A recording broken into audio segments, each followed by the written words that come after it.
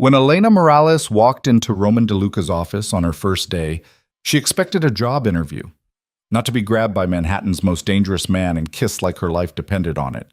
One moment she was clutching her resume. The next, she was pinned against his chest while he announced to his stone-faced father that she was his girlfriend.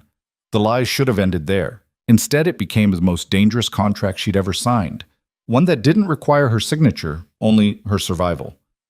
If you want to see how a fake kiss turns into a real empire, stay until the end. And don't forget to hit that like button and drop a comment telling me what city you're watching from. I want to see how far this story travels. The elevator doors opened onto the 47th floor with a whisper that felt too quiet for what was waiting on the other side. Elena Morena stepped out, her heels clicking against marble so polished she could see her reflection in it. The hallway stretched ahead like something out of a dream, or a nightmare, depending on how the next hour went. Floor-to-ceiling windows lined one side, offering a view of Manhattan that made her feel small and significant all at once. On the other side, dark wood paneling and tasteful art that probably cost more than her entire year's rent. She adjusted the strap of her bag and told herself to breathe. This was it. Her first real job since moving to the city. Executive assistant to Roman DeLuca, a name that carried weight in circles she'd only read about in newspapers. The job posting had been vague. Demanding role, discretion required, competitive salary, but the pay was triple what she'd been making at her last temp position. She'd sent in her resume on a whim, never expecting a callback. Now she was here, and the nerves were starting to claw their way up her throat. A woman in a sleek black suit appeared from a side door, her expression neutral but assessing. "Miss Morales?" "Yes." Elena's voice came out steadier than she felt. "Follow me." They walked in silence, past offices with frosted glass doors and conference rooms where men in expensive suits talked in low voices. The woman, her name tag read Claire, moved with the kind of efficiency that suggested she'd been doing this for years. Elena tried to match her pace, tried to look like she belonged here. Claire stopped in front of a set of double doors at the end of the hall. "Mr. DeLuca is expecting you." Elena nodded, her mouth suddenly dry. Claire knocked once, then pushed the door open without waiting for a response. The office was massive. A corner suite with windows on two sides, a desk that looked like it had been carved from a single piece of black walnut, and shelves lined with books that probably weren't just for show. The space smelled faintly of leather and something else, something sharp and clean, like expensive cologne. And standing by the window, silhouetted against the midday sun, was Roman DeLuca. He turned when she entered, and Elena felt the air shift. She'd seen photos of him online, press shots from charity galas, blurry paparazzi images outside upscale restaurants. None of them had prepared her for the reality. He was tall, broad-shouldered, with dark hair that fell just past his collar and a jawline that could cut glass. But it was his eyes that stopped her cold. Dark, calculating, and entirely too aware. "Miss Morales." His voice was smooth, controlled, the kind of voice that didn't need to be raised to command a room. "You're early." Yes, I didn't want to be late." Good instinct. He gestured to one of the chairs in front of his desk. "Sit." She sat. He didn't. Instead, he moved around the desk, leaning against the edge of it, arms crossed. He studied her with the same intensity she imagined he used when deciding whether to close a deal or walk away from one. "You've read the job description," he said. It wasn't a question. "Yes." "Then you know this isn't a typical assistant role. I don't need someone to fetch coffee or schedule lunch meetings. I need someone who can think, adapt, and keep their mouth shut when necessary." Elena straightened in her chair. "I can do that." "Can you?" His gaze didn't waver. "Because once you're in, you're in. There's no halfway. You'll see things, hear things that most people don't, and you'll be expected to handle it without flinching." She met his eyes, refusing to look away. "I'm not here to flinch, Mr. DeLuca. I'm here to work." For the first time, something that might have been approval flickered across his face. "Good." He straightened, moving back around the desk. "We'll start with—" The door slammed open. Elena jumped, her heart lurching into her throat. A man strode in, older, silver-haired, with the same dark eyes as Roman, but harder, colder. He wore a suit that probably cost more than Elena's entire wardrobe, and he carried himself like someone who'd never been told no in his life. Behind him, a woman followed, tall, blonde, with the kind of beauty that came from good genes and better surgeries. She wore a white dress that clung to her like a second skin, and her smile was all teeth. Roman's expression didn't change, but Elena saw the way his jaw tightened. "Father," his voice was flat. "I wasn't expecting you." "Clearly." The older man's gaze swept over Elena, dismissive, before returning to his son. "We need to talk." "I'm in the middle of something." "It can wait." The man gestured to the woman beside him. "You remember Vivian?" Vivian stepped forward, her smile widening. "Roman, it's been too long." Roman didn't move. "Has it?" "Don't be rude," his father snapped. "Vivian's family has been very patient. It's time we finalize the arrangement." Elena's stomach dropped. "Arrangement?" Roman's expression was stone. "I told you, I'm not interested." "What you're interested in is irrelevant." His father's voice was ice. "This is about the family, about securing our position. You will marry Vivian, and you will do it before the end of the year." The silence that followed was deafening. Elena wanted to disappear. She didn't belong here, didn't belong in the middle of whatever family drama was unfolding. She started to stand, to excuse herself, but before she could move, Roman's hand shot out. He grabbed her wrist, pulling her to her feet, and then, before she could process what was happening, before she could breathe, he kissed her. Not a gentle kiss, not a polite press of lips. This was claiming, possessive, the kind of kiss that left no room for doubt. His hand slid to the back of her neck, holding her in place, and for a moment the world narrowed to just him, his mouth on hers, his body against hers, the faint taste of coffee on his tongue. When he pulled back, her knees were shaking. Roman turned to his father, his arm sliding around her waist like it belonged there. "I'm already taken." The older man's face went purple. "What?" "This is Elena." Roman's voice was calm, almost casual. "My girlfriend." Elena's brain short-circuited. "Girlfriend?" Vivian's smile had frozen on her face, her eyes narrowing into slits. Roman's father looked like he was about to explode. "You expect me to believe that?" "Believe what you want." Roman's grip on Elena tightened, a silent warning. "But I'm not marrying Vivian, or anyone else you've picked out." "This is ridiculous." "Is it?" Roman's tone sharpened. "You walk into my office, uninvited, with a woman I've made it clear I have no interest in, and expect me to just go along with it? I'm done playing your games, father." His father's jaw worked, fury radiating off him in waves. But when he spoke again, his voice was controlled, dangerous. "We'll see about that." He turned on his heel and strode out, Vivian following with one last venomous glance at Elena. The door slammed shut.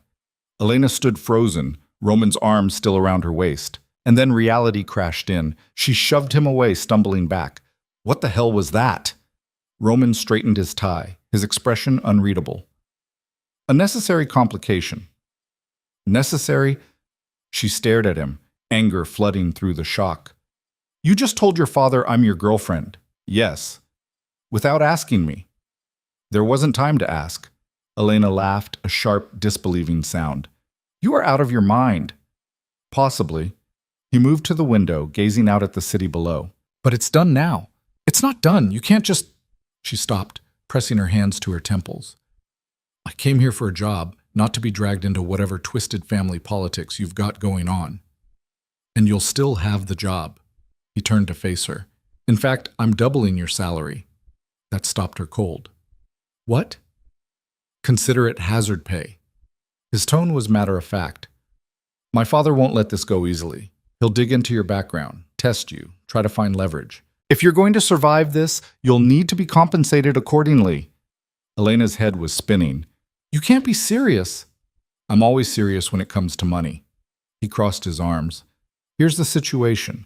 My father has been trying to marry me off for the last 2 years.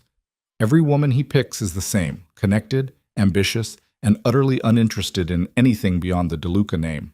I've refused every arrangement, and he's running out of patience. So you dragged me into it. I gave us both an out." His gaze locked on hers. "You play along for a few months. We make public appearances, attend events, convince my family that this is real. Once they back off, we stage a breakup, and you walk away with enough money to do whatever you want. And if I say no, then you leave, and I find someone else." He shrugged. "But you're already involved. My father saw you. Vivian saw you. If you walk now, they'll assume you're a liability I need to manage. And trust me, you don't want to be on that list." The threat was implicit but clear. Elena wanted to scream or cry, or both. Instead, she forced herself to think. She needed this job, needed the money. And Roman was right. She was already in it now, whether she liked it or not. If she walked away, there was no telling what his father might do to protect the family's interests. "How long?" she asked finally. 3 months, maybe 4. And after that? After that, you're free. Clean break, no strings. She searched his face for any sign of deception, but found only cold calculation. "I want it in writing," she said. "Everything. The salary, the timeline, the terms of the breakup." A ghost of a smile crossed his lips. "Done. And I'm not sleeping with you. Wasn't planning on it." Elena took a breath, weighing her options. It was insane, reckless, the kind of decision that could blow up in her face in 100 different ways. But the alternative was going back to her cramped apartment and her temp job and wondering if she'd just thrown away the opportunity of a lifetime. "Fine," she said. "I'll do it." Roman extended his hand. She shook it, and the deal was made. The rest of the day passed in a blur. Claire reappeared to show Elena to her new office, a smaller space down the hall from Roman's, but still nicer than anywhere she'd worked before. There was a desk, a computer, and a stack of files that needed organizing. Normal assistant things, except nothing about this situation was normal. Roman kept his word. By the time she left that evening, a contract had been drawn up, signed, and filed away in his private safe. The terms were clear. 3 months of pretending to be his girlfriend in exchange for a salary that made her eyes water and a severance package that would set her up for a year after it was over. It should have felt like a win. Instead, it felt like she'd just signed a deal with the devil. The first test came 2 days later. Elena was at her desk reviewing a spreadsheet when Claire appeared in the doorway. "Mr. DeLuca wants to see you." Elena's stomach tightened, but she followed without comment. Roman's office was empty when she arrived, but she heard voices from the adjoining conference room. She hesitated, then pushed the door open. Roman stood at the head of a long table, surrounded by men in suits. But it was the woman at the far end who made Elena's breath catch. She was older, maybe 70, with silver hair pulled into an elegant chignon and eyes that could strip paint off a wall. She wore a black dress that probably cost more than Elena's car, and she radiated the kind of authority that didn't need to be announced. Roman's grandmother. It had to be. The woman's gaze locked on Elena, sharp and assessing. "So," she said, her voice low and smooth, "this is the girl." Roman gestured for Elena to come closer. "Nona, this is Elena Morales." "Elena, my grandmother, Lucia DeLuca." Elena forced herself to move, to cross the room and offer her hand. "It's a pleasure to meet you, Mrs. DeLuca." Lucia took her hand, her grip surprisingly strong. "Is it?" It wasn't a question. The room felt too small, too hot. Elena was acutely aware of every eye on her, every unspoken judgment hanging in the air. Lucia released her hand but didn't look away. "My grandson tells me you've been seeing each other for some time." Elena's mind raced. How long was some time? They hadn't discussed details, hadn't coordinated their story. "A few months," Roman said smoothly, stepping in before she could answer. "We kept it quiet." "Why?" Lucia's tone was deceptively mild. "Because I knew what would happen if we didn't." Roman's expression didn't change. "And I was right." Lucia's lips thinned. "Your father is concerned." "My father is always concerned." "Don't be flippant." Her voice sharpened. "This family has a reputation to maintain. If you're serious about this girl, then she needs to be vetted, properly." Elena's pulse spiked. "Vetted?" Roman's jaw tightened, but he nodded. "Fine." Lucia's gaze returned to Elena. "You'll join us for dinner on Sunday. The entire family will be there." It wasn't an invitation, it was a command. Elena looked at Roman, who gave a barely perceptible nod. Of course, Elena said, her voice steadier than she felt. I'd be honored. Lucia studied her for another long moment, then turned to Roman. We'll see. She swept out of the room, the men following in her wake. When the door closed, Elena let out a breath she hadn't realized she'd been holding. What just happened? She asked. Roman loosened his tie, the first sign of tension she'd seen from him all day. You just got invited into the lion's den. Your grandmother runs this family more than my father ever did. He poured himself a drink from the bar in the corner, then offered her one. She shook her head. If she doesn't approve, this whole plan falls apart. So what do we do? He downed the whiskey in one swallow. We prepare. You need to know the family history, the key players, the dynamics. If she tests you, and she will, you can't hesitate. Elena's chest tightened. I didn't sign up for this. Yes, you did. His gaze was steady, unyielding. The moment you shook my hand, she wanted to argue, but he was right. She'd made the deal. Now she had to live with it. The next few days were a crash course in everything DeLuca. Roman drilled her on names, relationships, family businesses. She learned that his father, Dante, had taken over the empire from Lucia's late husband and had spent the last 20 years expanding it into new territories. That Roman's two younger brothers were working in the European branches, and his sister had married into another powerful family in Boston. She learned that the DeLucas weren't just wealthy, they were connected. Politicians, judges, business moguls, everyone owed them something, and they never forgot a debt. And she learned that Roman himself was a mystery even to his own family. He'd taken control of the Manhattan operations 5 years ago and had transformed them from underground dealings into legitimate enterprises, real estate, private equity, high-end security firms. On paper, it was all legal. But Elena wasn't naive. She knew that empires like this weren't built on paperwork alone. Why me? She asked one evening after another marathon session of names and faces. They were in his office, the city glittering below them. Roman looked up from the files he'd been reviewing. What? Why did you pick me? You could have grabbed anyone that day, your secretary, a random employee, anyone. So why me? He was quiet for a long moment. You didn't flinch, he said finally. When I kissed you, when I made the announcement, you didn't panic. You got angry, yes, but you didn't fall apart. That's rare. Elena didn't know what to say to that. Roman set down the file. Most people see me and see power, money, danger. They either try to get close because of it or stay far away. You saw a problem and started calculating your options. That's useful. So I'm useful. Yes. He didn't apologize for it. And if you play this right, you'll come out of it with more than you walked in with. That's the deal. It wasn't comforting, but it was honest. Elena stood, gathering her notes. I should go. It's late. I'll have a car take you home. I can take the subway. No. His tone left no room for argument. From now on, you're with me. That means you're a target. You don't go anywhere alone unless I clear it first. The weight of it settled over her like a blanket. She wasn't just playing a role. She was stepping into Roman's world with all its dangers and consequences. And there was no going back. Sunday came too fast. Elena stood in front of her closet, staring at the handful of dresses she owned. None of them felt right. Too casual, too cheap, too obvious. Her phone buzzed. Roman, car will be there at 5. Wear something formal but not flashy, and don't be late. She wanted to throw the phone across the room.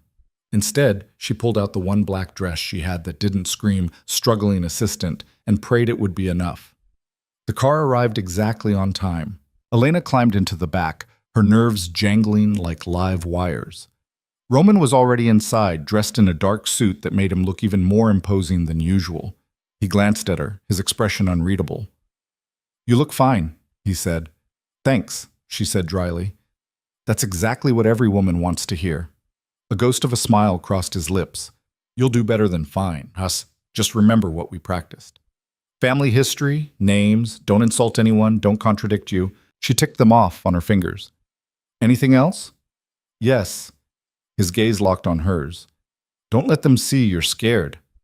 Her heart thudded in her chest. The drive took 40 minutes, winding through the city and into the outskirts, where estates sat behind iron gates and manicured lawns. The DeLuca house was at the end of a long driveway, a sprawling mansion that looked like something out of a movie. Elena's mouth went dry. Roman must have seen her expression because he leaned closer. "Breathe. You've got this." She wasn't sure if he was reassuring her or himself.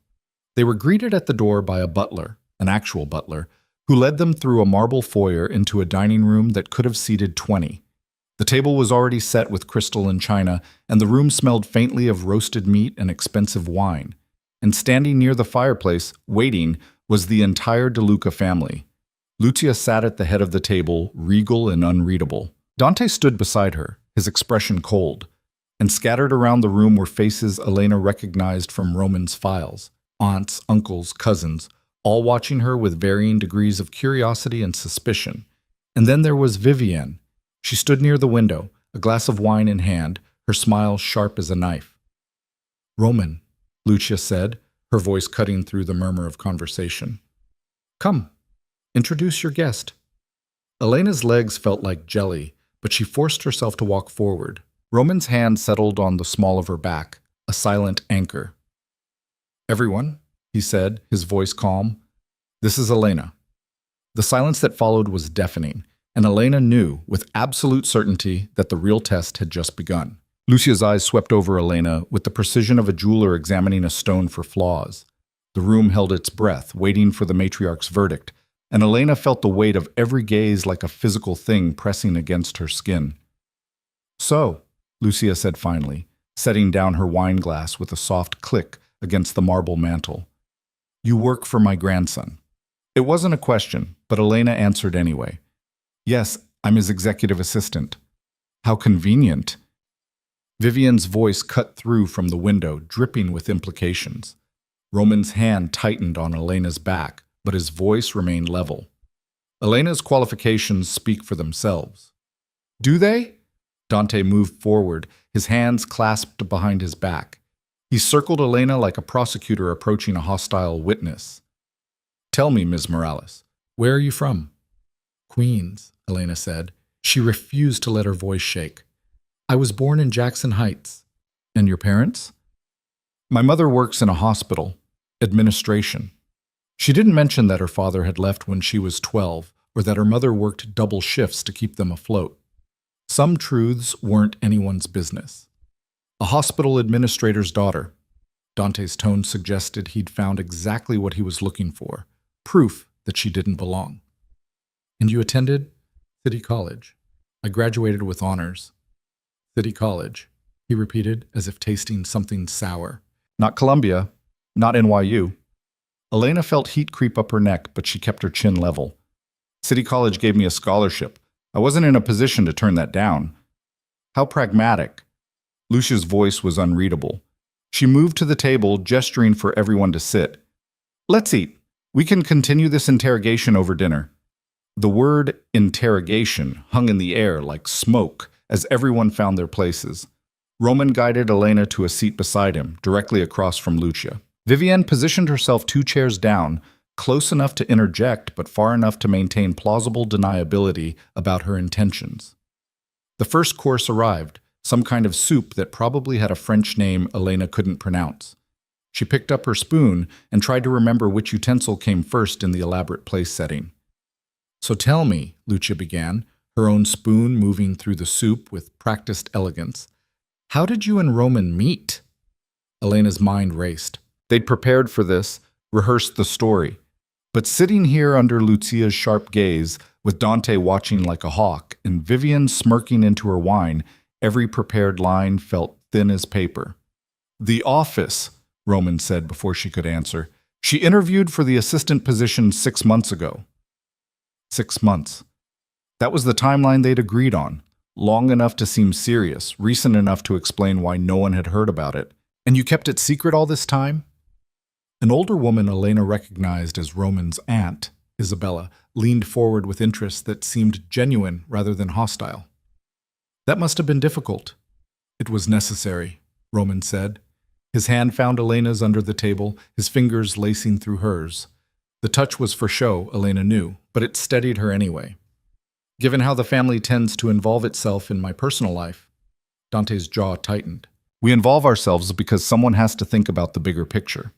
You're not just some ordinary man, Roman. Your choices affect all of us. My choices are my own. Are they? Dante's voice dropped, dangerous. Because from where I'm sitting, it looks like you made this choice to spite me. The soup course was cleared, replaced by salad. Elena barely tasted it. Maybe if you hadn't shown up with Vivian in tow, Roman said quietly, we wouldn't be having this conversation. Vivian laughed, the sound brittle.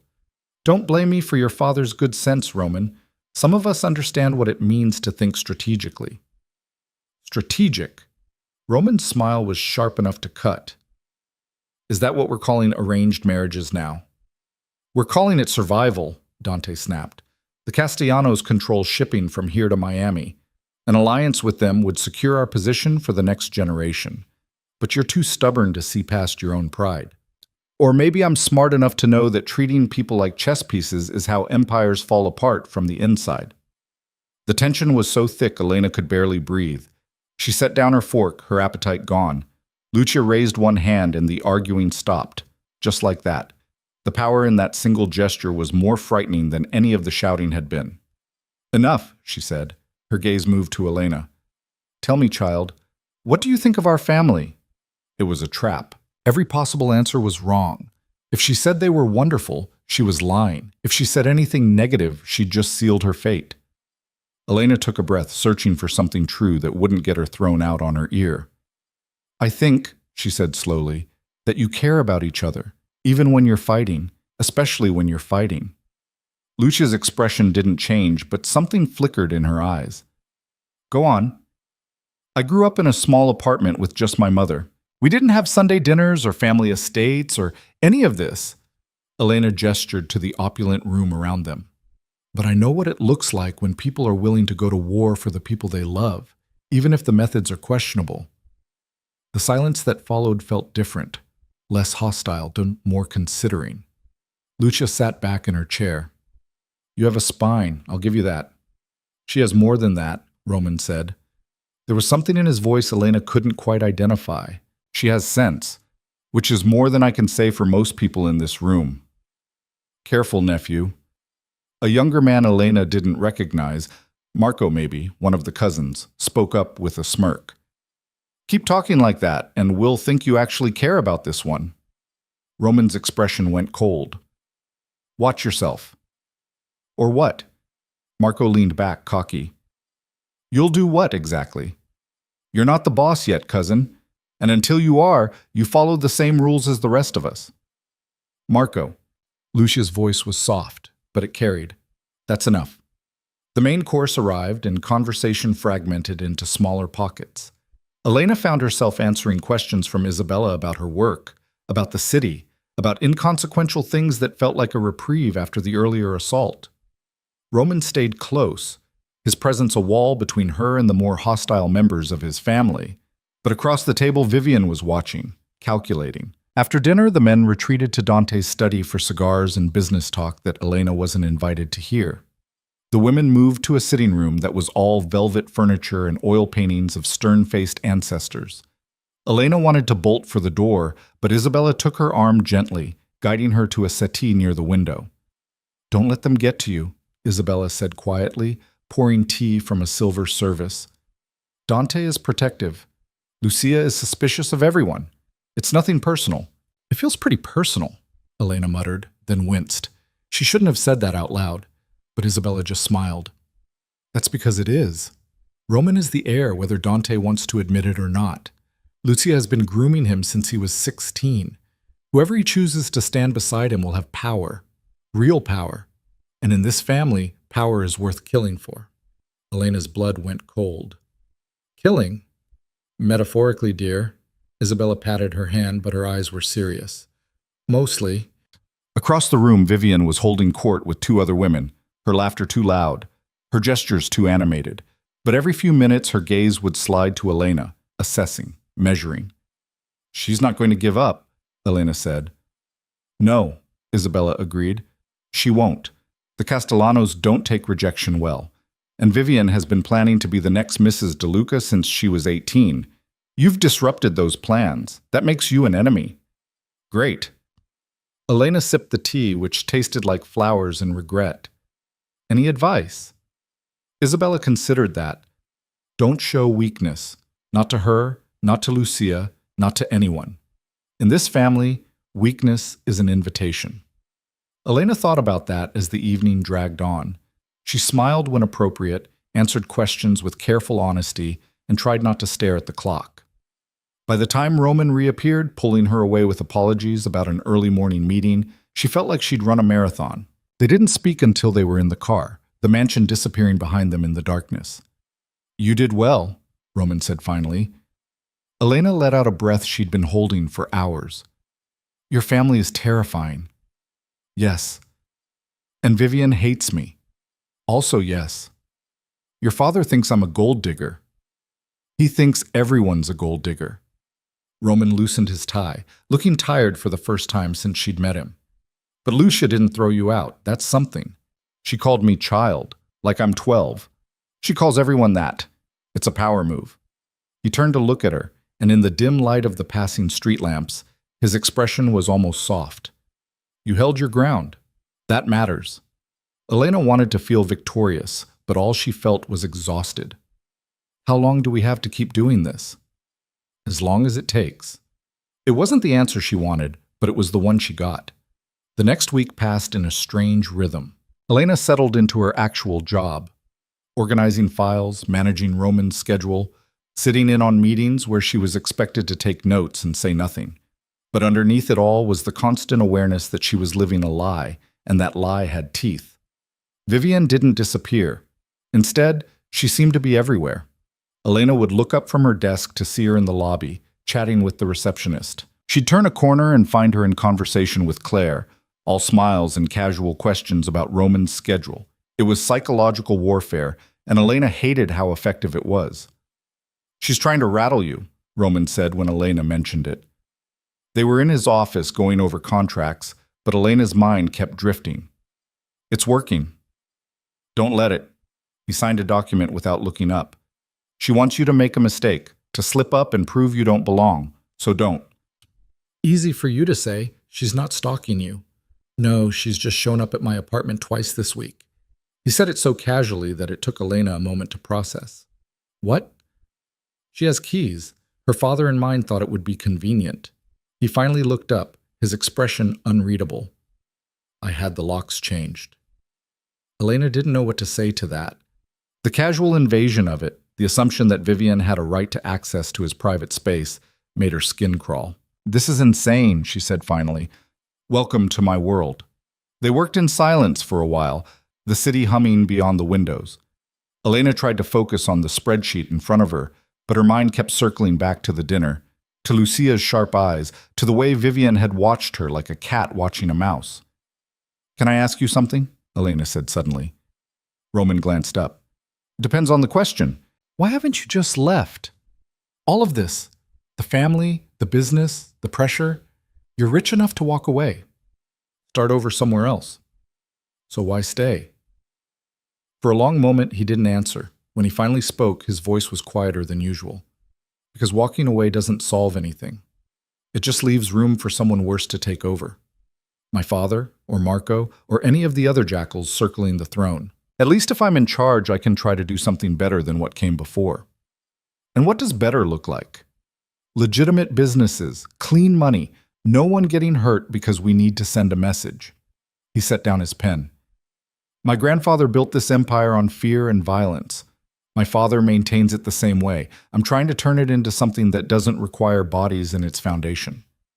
But I can't do that if I walk away. It was the most honest thing he'd said to her since this whole mess started. Elena found herself looking at him differently, not as the cold, calculating boss who dragged her into a scheme, but as someone trying to dig his way out of a hole he'd been born into. That's not going to be easy, she said. No. A ghost of a smile crossed his face. But then, nothing worth doing ever is. The moment broke when Claire knocked on the door, announcing that Roman's next meeting was ready. Elena gathered her things, but as she stood to leave, Roman's voice stopped her. Elena. She turned. Thank you. For Sunday. For not running the moment you saw what you were walking into. She wanted to make a joke, to deflect, but something in his expression made her pause. I made a deal, she said finally. I keep my word. So do I. It felt like a promise, though Elena wasn't sure what he was promising. The days blurred together after that. Elena fell into a routine, work during the day, occasional public appearances with Roman in the evening. A charity gala here, a business dinner there. Each time she wore clothes that Roman's stylist had picked out and smiled for cameras while Roman's hand rested on her back like it belonged there. The media picked up the story quickly. Manhattan's most eligible bachelor, finally off the market. Speculation ran wild about who Elena was, where she'd come from, whether she was pregnant or just lucky. The gossip blogs were merciless, picking apart her background, her education, her appearance. Don't read that garbage, Roman told her when he caught her scrolling through comments on her phone. They were in the back of a car heading to yet another dinner, this one with business partners who wanted to see Roman's new girlfriend for themselves. Hard not to when they're calling me a social climber in 3 different languages. They called my grandmother worse when she married into this family. She's outlived all of them. He took the phone from her hand and pocketed it. Their opinion doesn't matter. Easy for you to say. You're not the one they're calling a... She stopped herself. A what? Elena looked out the window, watching the city slide past. Nothing. But Roman wasn't letting it go. A what, Elena? A whore, she said finally, the word bitter on her tongue. Among other things, apparently I'm either sleeping my way to the top or you're paying me for services rendered. The comment sections can't decide which scenario they prefer. Roman's jaw tightened, and for a moment Elena saw something dangerous flicker across his face. Give me names. What? Names, accounts. I'll have them shut down by morning. You can't just... She stopped when she saw his expression. You're serious? Completely. Elena didn't know whether to be flattered or frightened. That's not how the internet works. You shut down one account, 3 more pop up. It's not worth it. You are. The words hung between them, unexpected and weighted. Elena's breath caught, and suddenly the car felt too small, too warm. She wanted to say something, to break the tension, but before she could, they were pulling up to the restaurant. The dinner was interminable. Business partners with too much cologne and their wives, who smiled with their mouths but not their eyes. Elena played her part, laughing at jokes that weren't funny, nodding along to conversations about markets and acquisitions and things she barely understood. Roman stayed close, his hand finding hers under the table whenever the questions got too pointed. It was almost midnight when they finally escaped. Elena's feet hurt from the heels, and her face ached from holding a smile for hours. She wanted nothing more than to go home, take off this dress, and sleep for 12 hours. But as they walked to the car, a figure stepped out of the shadows. Vivian. She was alone this time, no entourage or backup, just her in a red dress that probably cost more than Elena's rent, her expression cold and calculating. We need to talk, she said, looking at Elena. Roman moved forward, positioning himself between them. There's nothing to talk about. Not to you. Vivian's eyes never left Elena. To her. Elena's heart hammered in her chest, but she stepped around Roman. It's fine. Elena? It's fine, she repeated, more firmly. She looked at Vivian. You want to talk? Let's talk. Vivian gestured to a side alley, and Elena followed, acutely aware of Roman's tension behind them. The alley was dimly lit, private, the perfect place for a conversation that no one else needed to hear. Vivian turned to face her, and for the first time the polished mask slipped. What Elena saw underneath was rage, barely contained. You think you're clever, Vivian said, her voice low and venomous. Playing the innocent, making Roman think you're different. But I know what you are. And what's that? An opportunist. A nobody who saw a chance and took it. Vivian stepped closer. But here's what you don't understand. Roman isn't yours. He never will be. He's a DeLuca. That means something. That comes with responsibilities, with expectations that someone like you could never fulfill. Someone like me? Elena repeated the words, tasting them. You mean someone who wasn't born into the right family? Someone who had to work for what she has? I mean someone who doesn't belong. And you do? I was raised for this. Vivian's voice was ice. My entire life has been preparation to stand beside someone like Roman. I know how to navigate this world, how to speak its language, how to survive its politics. You're a child playing dress-up, and the moment Roman gets bored, you'll be discarded like yesterday's trash. Elena felt anger surge through her, hot and sharp. You don't know anything about me. I know enough. I know you're temporary, a distraction. And when this little rebellion of his runs its course, he'll come back to reality, to the life he was meant for, to me. You really believe that? I know it. Vivian's smile was cruel. Because I know Roman. He can pretend to be different, pretend he's escaping his family's shadow, but at the end of the day, he is exactly what his blood says he is. And that blood requires a specific kind of partner, not some assistant with student debt and cheap shoes. The dig about her shoes was petty, but it landed. Elena felt the sting of it, the reminder of exactly how far she was from this world. But she also felt something else, anger, real, burning anger. You're right, Elena said quietly. I wasn't raised for this. I don't know all the rules or the politics or how to play these games, but I know one thing you don't. And what's that? Roman chose me. Elena stepped closer, her voice steady. Not because I'm the right family, or the right alliance, or the right strategic move, but because for once in his life, he wanted to choose for himself. And that terrifies you, because if he can choose me, someone who doesn't fit your perfect mold, then everything you've built your identity on is meaningless. Vivian's face went white, then red. You little... Vivian! Roman's voice cut through the alley like a blade. He stood at the entrance, his expression dark. We're leaving, he said to Elena, then turned his gaze to Vivian. And you're going to stop this, all of it. The comments, the stalking, the threats. If you don't, I'll make sure your family knows exactly why this alliance isn't happening. And trust me, they won't be pleased. You wouldn't dare! Try me. The look he gave her was cold enough to freeze blood.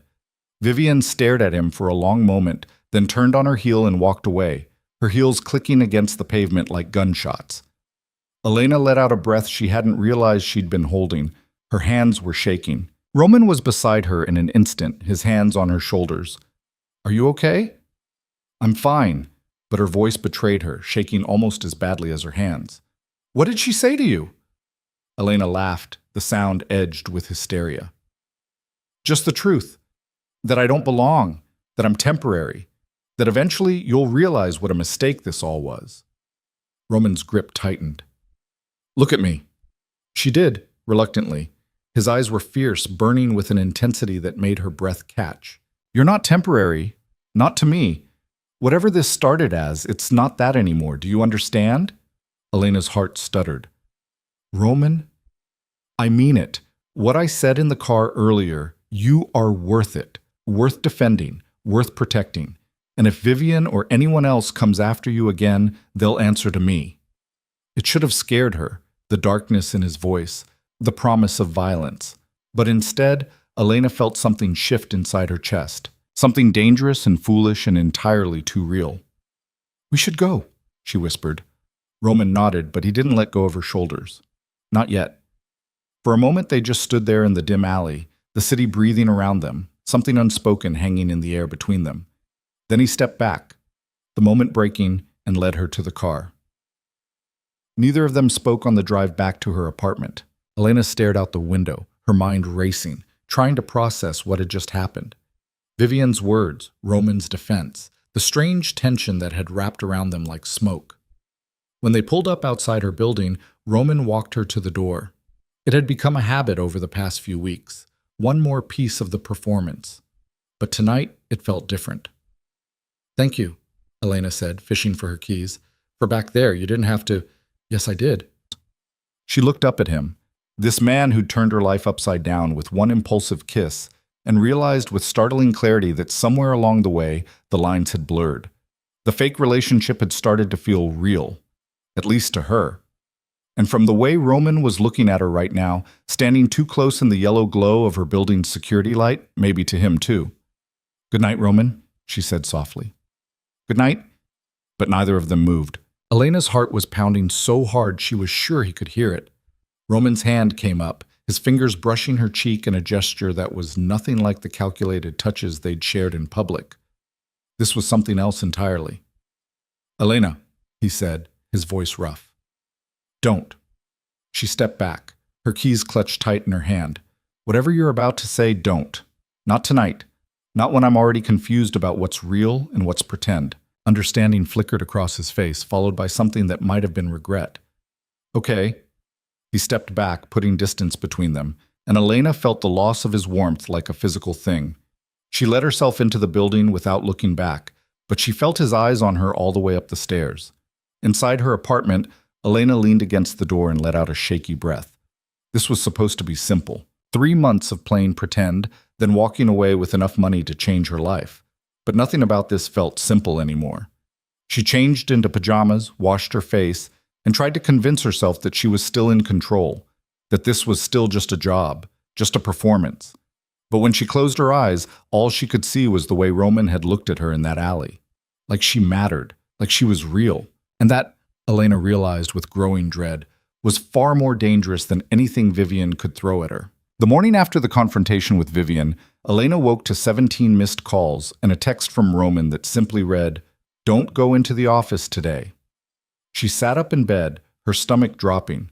Something was wrong. She called him back. He answered on the first ring. "What happened?" she asked, skipping any greeting. "Check the news." His voice was tight, controlled in a way that meant he was furious. "Page 6 specifically." Elena grabbed her laptop, her fingers fumbling over the keys as she pulled up the gossip site. The headline hit her like a fist to the gut. DeLuca's new girl, from rags to riches or gold digger in disguise. Below it was a photo of her and Roman from last night's dinner, but that wasn't the worst part. Beneath that were older photos. Her college ID, a picture of her mother's apartment building, even a shot of her waiting tables at the diner she'd worked at during school. Someone had dug into her entire life and put it on display for the world to dissect. The article was vicious. It painted her as an opportunist who'd seduced her way into Roman's life, a nobody with debts and desperation who saw a meal ticket and grabbed it. There were quotes from anonymous sources close to the family, calling her a distraction, a phase, a mistake.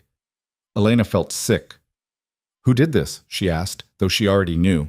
"Vivian's family has connections at half the major publications in the city." Roman's voice was ice. "But I can't prove it. Not yet." "So what do we do?" "Nothing. You stay home, stay quiet, and let me handle it." "Roman." "I mean it, Elena. These people are sharks. If you try to fight back, they'll twist it into something worse. Let me deal with this." But staying home and staying quiet wasn't in Elena's nature. She spent the morning pacing her apartment, reading and rereading the article until she had it memorized. The comments were even worse than before. Strangers who'd never met her were making judgments about her character, her intentions, her worth as a human being. Her phone rang. Her mother. Elena almost didn't answer, but guilt won out. "Hi, Mama." "Elena." Her mother's voice was tight with worry. "What is this? These articles? Who is this man?" "It's complicated." "Complicated?" "They're calling you terrible things. They're saying you're using him for money." "I know what they're saying." Elena pressed her fingers to her temples. "It's not true. I'm just doing my job." "Your job doesn't usually come with photographers and gossip columnists." Her mother paused. "Is he treating you well? This Roman?"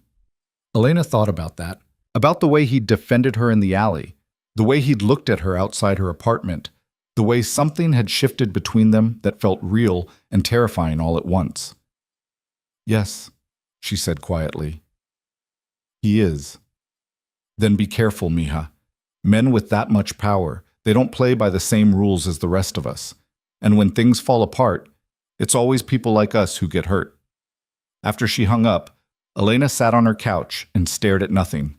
Her mother was right. She'd walked into this situation with her eyes open, knowing it was temporary, knowing it was a performance.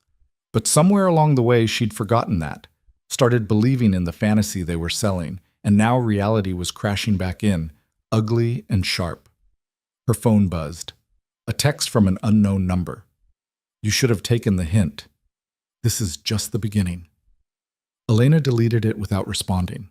Then another came through, and another. By noon, she'd received over 30 messages from blocked numbers, each one more threatening than the last.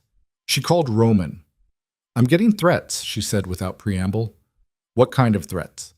She read him a few of the messages, her voice shaking despite her best efforts to keep it steady. Roman swore, low and vicious. "I'm sending security to your apartment. Don't open the door for anyone except them." "You're overreacting." "No, I'm not. Stay where you are." The security team arrived within 20 minutes. Two men in dark suits who positioned themselves outside her building and made it very clear they weren't leaving. Elena felt like a prisoner in her own home, but she also felt safer than she had all day. That evening, Roman showed up in person. He looked exhausted, his tie loosened and his jaw tight with tension. "We need to talk," he said. Elena let him in. He stood in the center of her small living room, looking out of place among her secondhand furniture and the life she'd built on a budget. "I'm ending this," he said. "The arrangement, whatever you want to call it. It's over." Elena's heart stuttered. "What?" "This has gotten too dangerous. I thought I could control it, manage the fallout, but I was wrong. These people, they'll destroy you just to get to me. I can't let that happen." "You can't let it happen?" Anger flared in her chest. "I'm not some damsel you need to protect, Roman. I knew what I was signing up for." "Did you?" He turned to face her, and the look in his eyes was raw.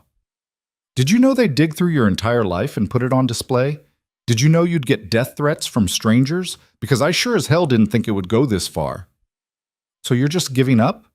Letting them win?" "I'm keeping you safe." He stepped closer, his voice dropping. "That's more important than any of this." Elena laughed, but there was no humor in it. "You know what's funny?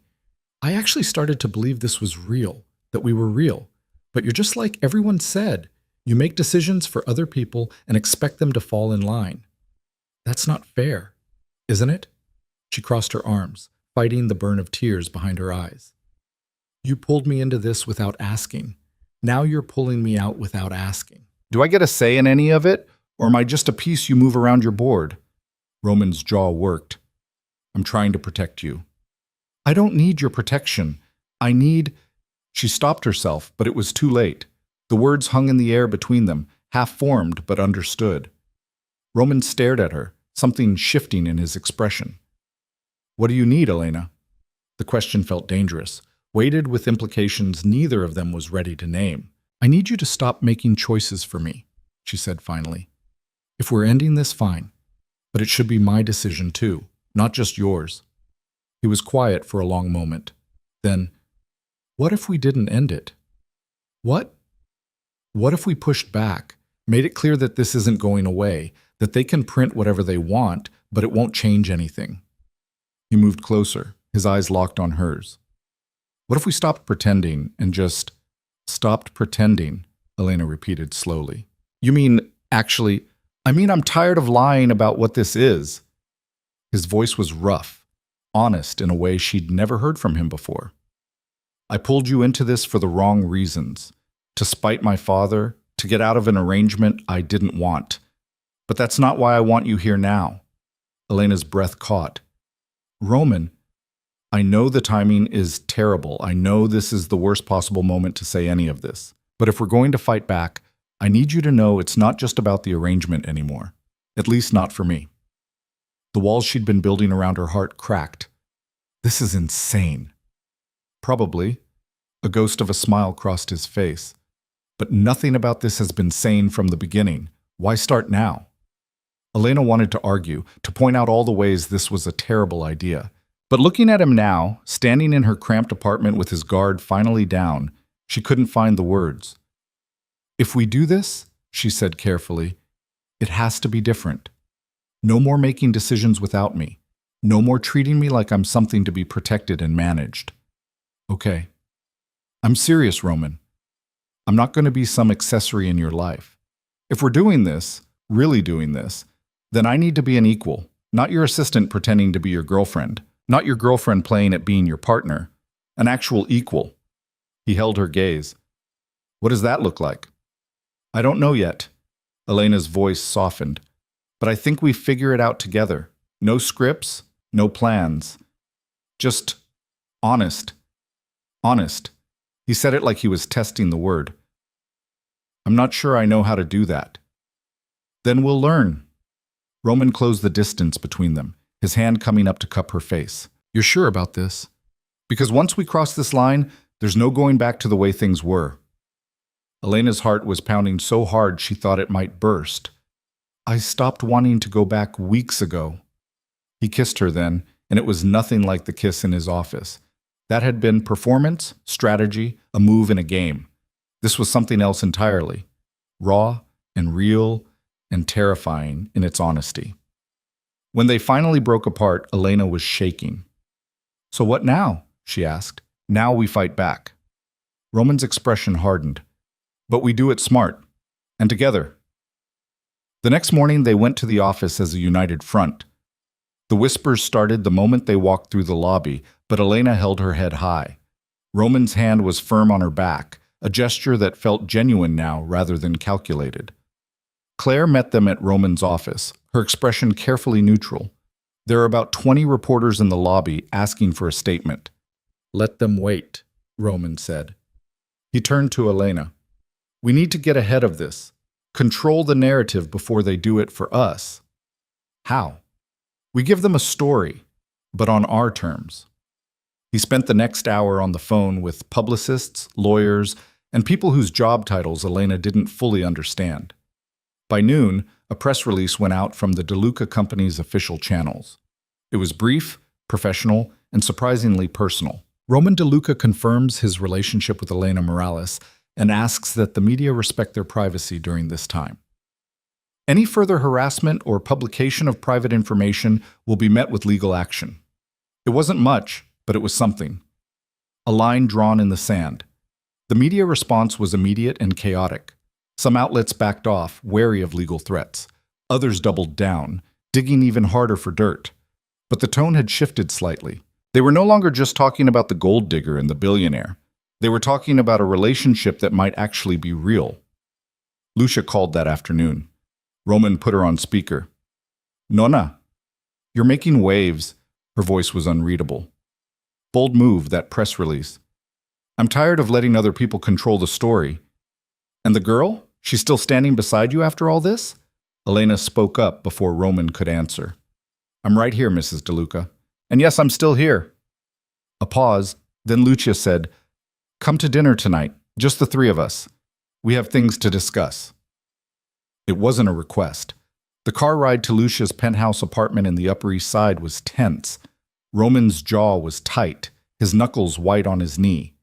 Elena reached over and took his hand. She's going to try to break us up, Roman said quietly. Then we don't let her. He looked at her, something vulnerable in his eyes. You keep surprising me. Good. Keep you on your toes. Lucia's apartment was all old money and careful taste. Antique furniture, original artwork, a view that stretched across Central Park. She greeted them at the door herself, no butler or staff in sight. Just her, elegant and terrifying in a black dress that probably cost more than Elena's car. Sit, she said, gesturing to the dining room. Dinner was already laid out, a meal that looked simple but was probably cooked by someone with a Michelin star. Lucia poured wine with her own hands, a gesture that felt significant. So, she said once they were all seated, let's talk about what this really is. It's what I said in the press release, Roman began, but Lucia held up a hand. I'm not asking you. I'm asking her. She turned her sharp gaze on Elena. What are your intentions with my grandson? Elena met her eyes steadily. I don't have intentions. I have feelings. There's a difference. Is there? Because from where I'm sitting, it looks like you've landed yourself a very comfortable position. If I wanted comfortable, I would have walked away weeks ago. Elena's voice was calm but firm. This thing between Roman and me, it started as a mistake, a lie. But it became something else. Something I didn't plan for and definitely didn't expect. Love? Lucia's tone was skeptical. I don't know yet. Maybe.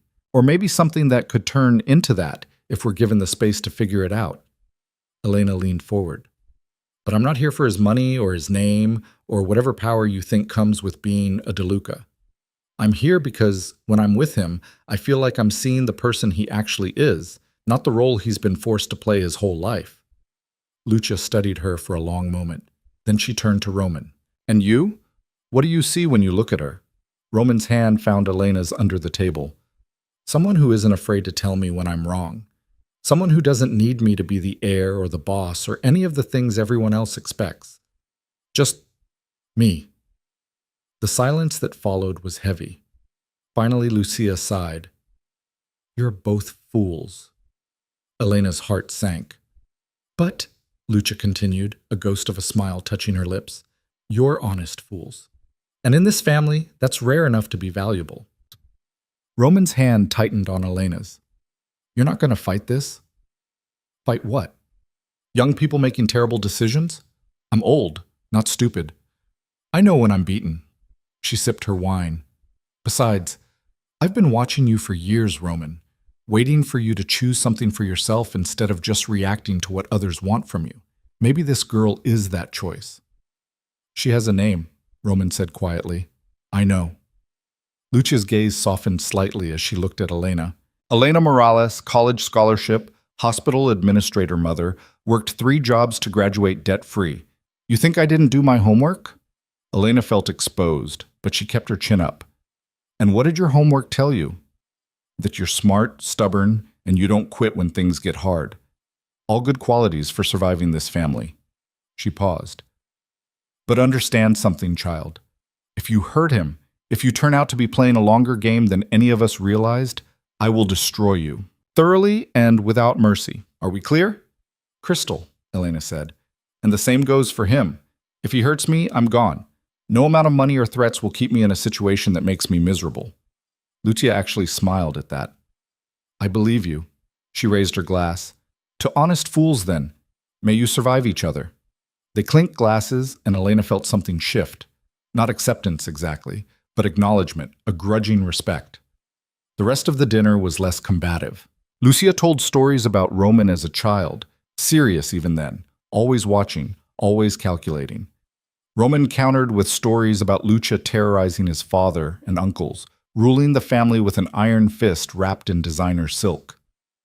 She once made my Uncle Marco stand in the rain for an hour because he missed Sunday dinner, Roman said, a rare smile on his face.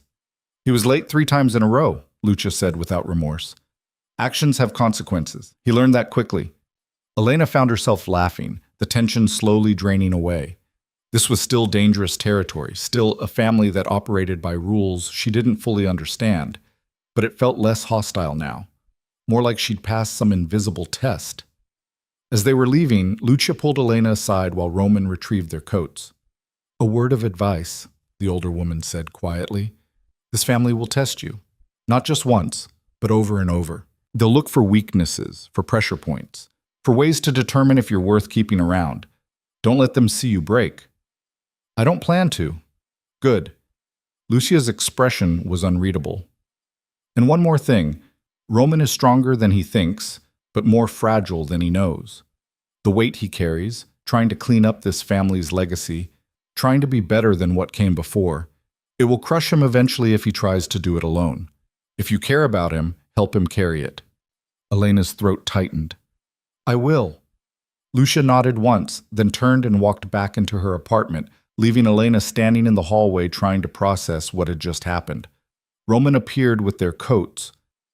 What did she say? That I should help you carry your burdens. Elena slipped into her coat. And that your family is going to keep testing me. She's not wrong on either count. They took the elevator down in silence, but it was a comfortable silence now. Weighted, but not suffocating. On the drive back to Elena's apartment, Roman's phone rang. He glanced at the screen and his expression darkened. It's my father, he answered on speaker. What do you want? Dante's voice was cold fury. You've made your choice clear. But understand this, Roman. You're jeopardizing everything we've built. The Castellano alliance could have secured our position for the next generation. Now they're threatening to back out of deals worth millions because you've insulted them. They'll survive.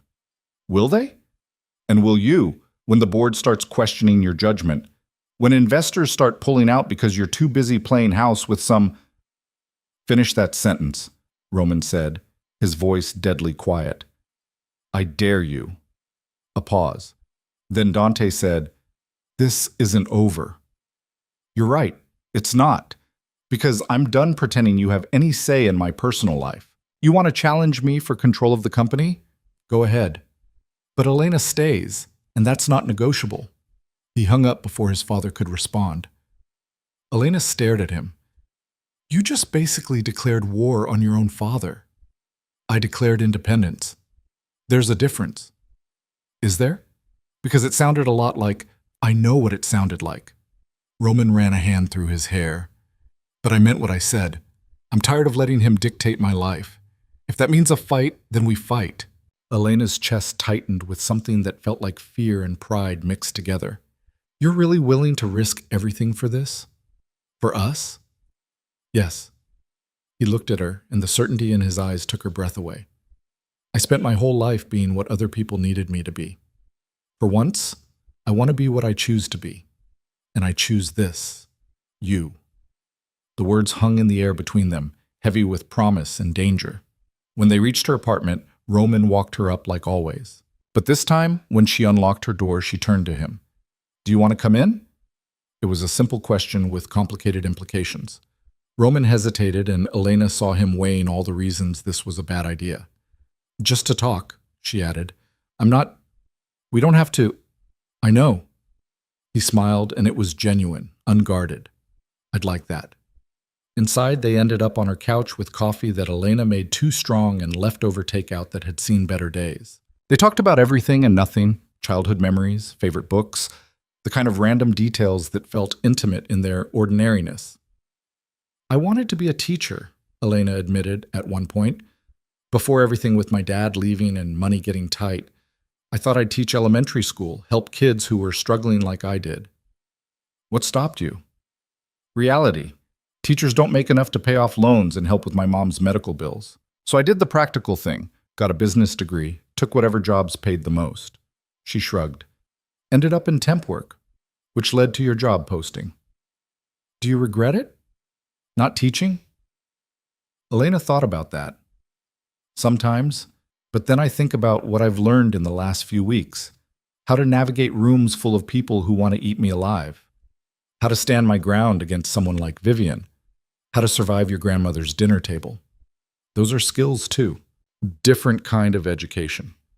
Exactly, she smiled. What about you? Did you ever want to be anything other than what you are? Roman was quiet for a moment. When I was 12, I wanted to be a pianist. I was good too. Really good. My teacher said I had the hands for it, the discipline. He flexed his fingers, staring at them. Then my grandfather died, and my father sat me down and told me that DeLucas don't make music. We make money and power. Everything else is a distraction. That's sad. That's life in this family. But there was a note of old grief in his voice that told Elena it had cost him something to give that up. They sat in comfortable silence for a while, the city humming beyond her windows. Elena found herself studying Roman in the soft lamplight, the sharp lines of his face softened by exhaustion, the way his shoulders had finally relaxed from their usual rigid posture. He looked younger like this, more human. Thank you, she said suddenly. He glanced at her. For what? For choosing this. Me. Even when it's messy and complicated and possibly career suicide. Roman reached out, tucking a strand of hair behind her ear.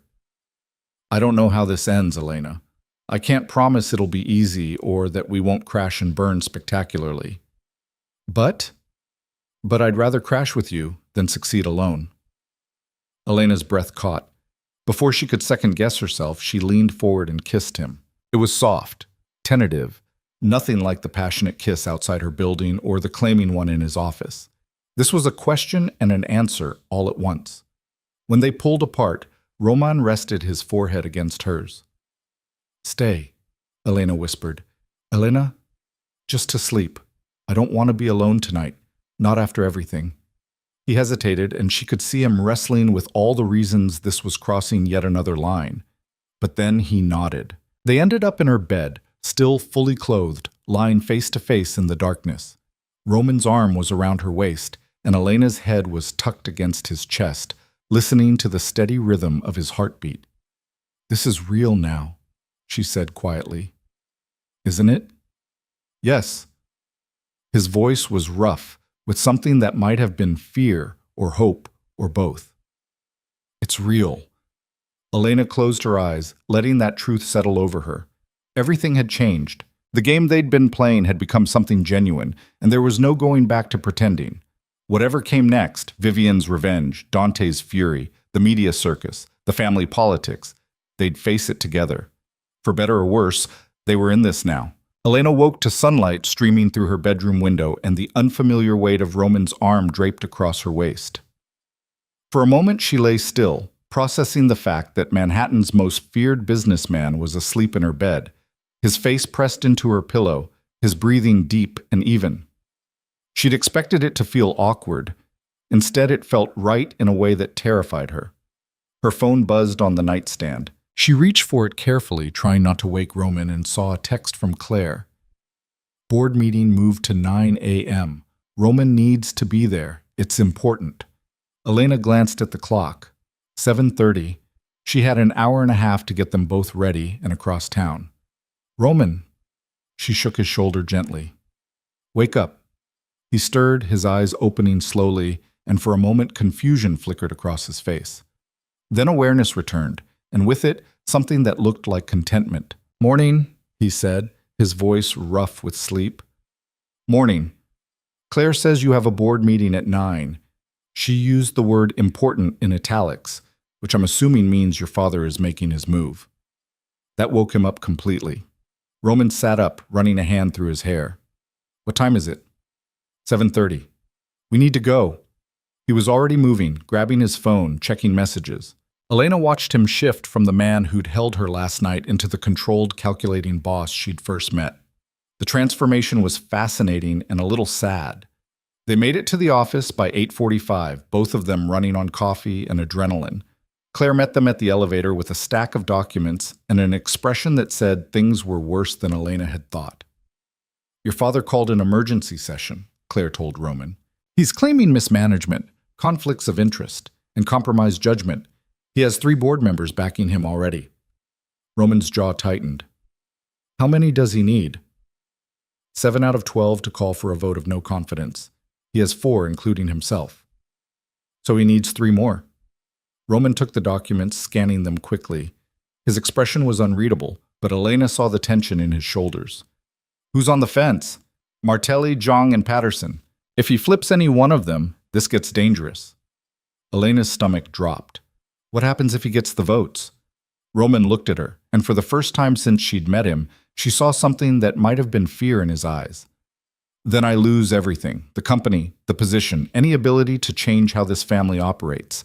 My father takes over completely, and we go back to the way things were. Or worse." The meeting was in the main conference room, the one with the long table and the view that made you feel like you were floating above the city. Elena wasn't supposed to be there, but Roman kept her at his side anyway. A statement, whether the board liked it or not. Dante was already seated at the head of the table, 3 other board members flanking him like soldiers. He looked up when Roman entered, and his smile was all teeth. "Good of you to join us, son." "Cut the performance," Roman said, moving to the opposite end of the table. Elena stood behind him, her hands clasped to keep them from shaking. "What's this really about?" "This is about the future of this company, about whether we're going to continue to grow and thrive, or whether we're going to let personal distractions compromise decades of careful work." Dante's gaze flicked to Elena, dismissive. "You've made it clear where your priorities lie. The board deserves to know if you're still capable of leading." "My personal life has nothing to do with my performance." "Doesn't it?" Dante pulled out a folder, sliding it across the table. "Let's review, shall we? In the last month, you've canceled 3 major meetings, missed 2 investor calls, and turned down a partnership worth $40 million because it was connected to the Castellanos. All because you decided to play house with your assistant." Roman's expression didn't change, but Elena felt him tense beside her.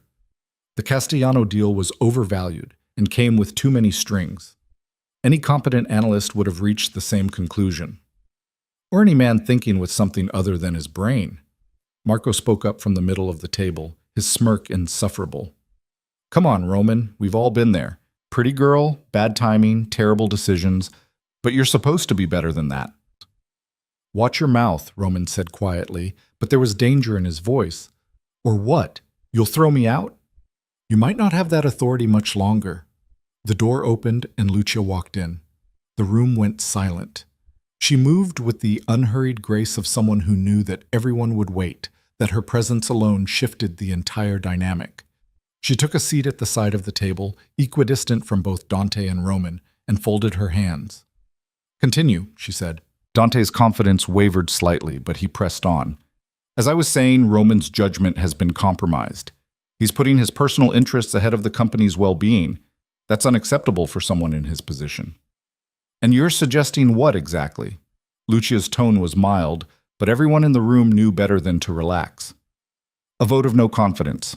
We remove Roman from his position and install new leadership. Someone who can make decisions based on what's best for the business, not what's best for his love life. Someone like you, Roman said flatly. If the board sees fit. The three fence-sitters, Martelli, Jong, and Patterson, were watching this exchange with careful neutrality. Elena recognized the look. They were calculating, weighing their options, trying to figure out which way the wind was blowing before they committed. Let me make sure I understand, Lucia said, her voice cutting through the tension. You want to remove my grandson from his position because he's in a relationship. Is that the argument? It's not about the relationship, Dante insisted. It's about the pattern of poor decisions that relationship represents. Such as turning down the Castellano deal, which was overpriced garbage that would have locked us into unfavorable terms for years. I reviewed the contract myself. Lucia's gaze was sharp. What else? Dante faltered. The missed meetings, 2 of which were rescheduled due to client requests, and 1 of which Roman had me attend in his place because I was better suited to handle the negotiation. I closed that deal, by the way, for 15% more than the original offer. Lucia leaned back in her chair. Is there anything else, or are we done wasting everyone's time? The room was silent. Elena watched the board members' faces, saw the moment the calculation shifted. Lucia had just made it clear which side she was on, and in this family, that meant everything. Dante's face went red. This is absurd. You're letting sentiment cloud your judgment. Am I? Or are you letting your ego cloud yours? Lucia's voice sharpened. You've been trying to control Roman since he was old enough to understand what this family does. He's exceeded every expectation, turned questionable enterprises into legitimate businesses, and increased our revenue by 40% in 5 years. But the moment he makes a choice you don't approve of, you try to tear him down. That's not leadership, Dante. That's pettiness. With all due respect, I don't recall asking for your respect. I'm telling you how this is going to go. She stood, and everyone else instinctively did the same. Roman stays in his position. You will drop this ridiculous vote of no confidence, and if you ever try to undermine him again, you'll find yourself on the outside looking in. Are we clear? Dante looked like he wanted to explode, but after a long, tense moment, he nodded stiffly. Lucia turned to the rest of the board. Any objections? Martelli, Jong, and Patterson all shook their heads quickly. The message was clear. The matriarch had spoken, and only a fool would contradict her. Good. This meeting is adjourned. Lucia swept out of the room, leaving stunned silence in her wake. Dante stood frozen for a moment, then stormed out, his supporters trailing behind him like wounded soldiers. Marco shot Roman a look that promised this wasn't over before following. When the room finally cleared, Roman let out a breath he'd been holding. His hands were shaking slightly, and he pressed them flat against the table. That was close, Elena said quietly. Too close. He turned to face her, and the vulnerability in his expression made her chest ache. If Lucia hadn't stepped in, but she did. This time. But he's not going to stop. He'll just regroup, find another angle. Roman's voice was tight, and eventually he might succeed. Elena stepped closer, her hand finding his. Then we make sure he doesn't get another chance. We prove that you were right to make the choices you made. How? By being better than him. By showing the board, the family, everyone that your way works. She squeezed his hand. You said you wanted to build something different, so let's build it. The determination in her voice seemed to steady him. Roman pulled her into his arms, and Elena let herself lean into him, feeling the rapid beat of his heart against her cheek. I don't know what I did to deserve you, he murmured into her hair. Kissed me without asking in a moment of desperation? She felt him huff a laugh. It's not about deserving, it's about choosing, and I'm choosing this, us. They stood like that for a long moment, two people who'd stumbled into something real in the middle of all the lies and games. The door opened and Claire appeared, then quickly averted her eyes. Sorry, I can come back. It's fine, Roman said, not letting go of Elena. What is it? Vivian is in the lobby. She's demanding to see you. Roman's grip on Elena tightened. Tell her I'm busy. I did.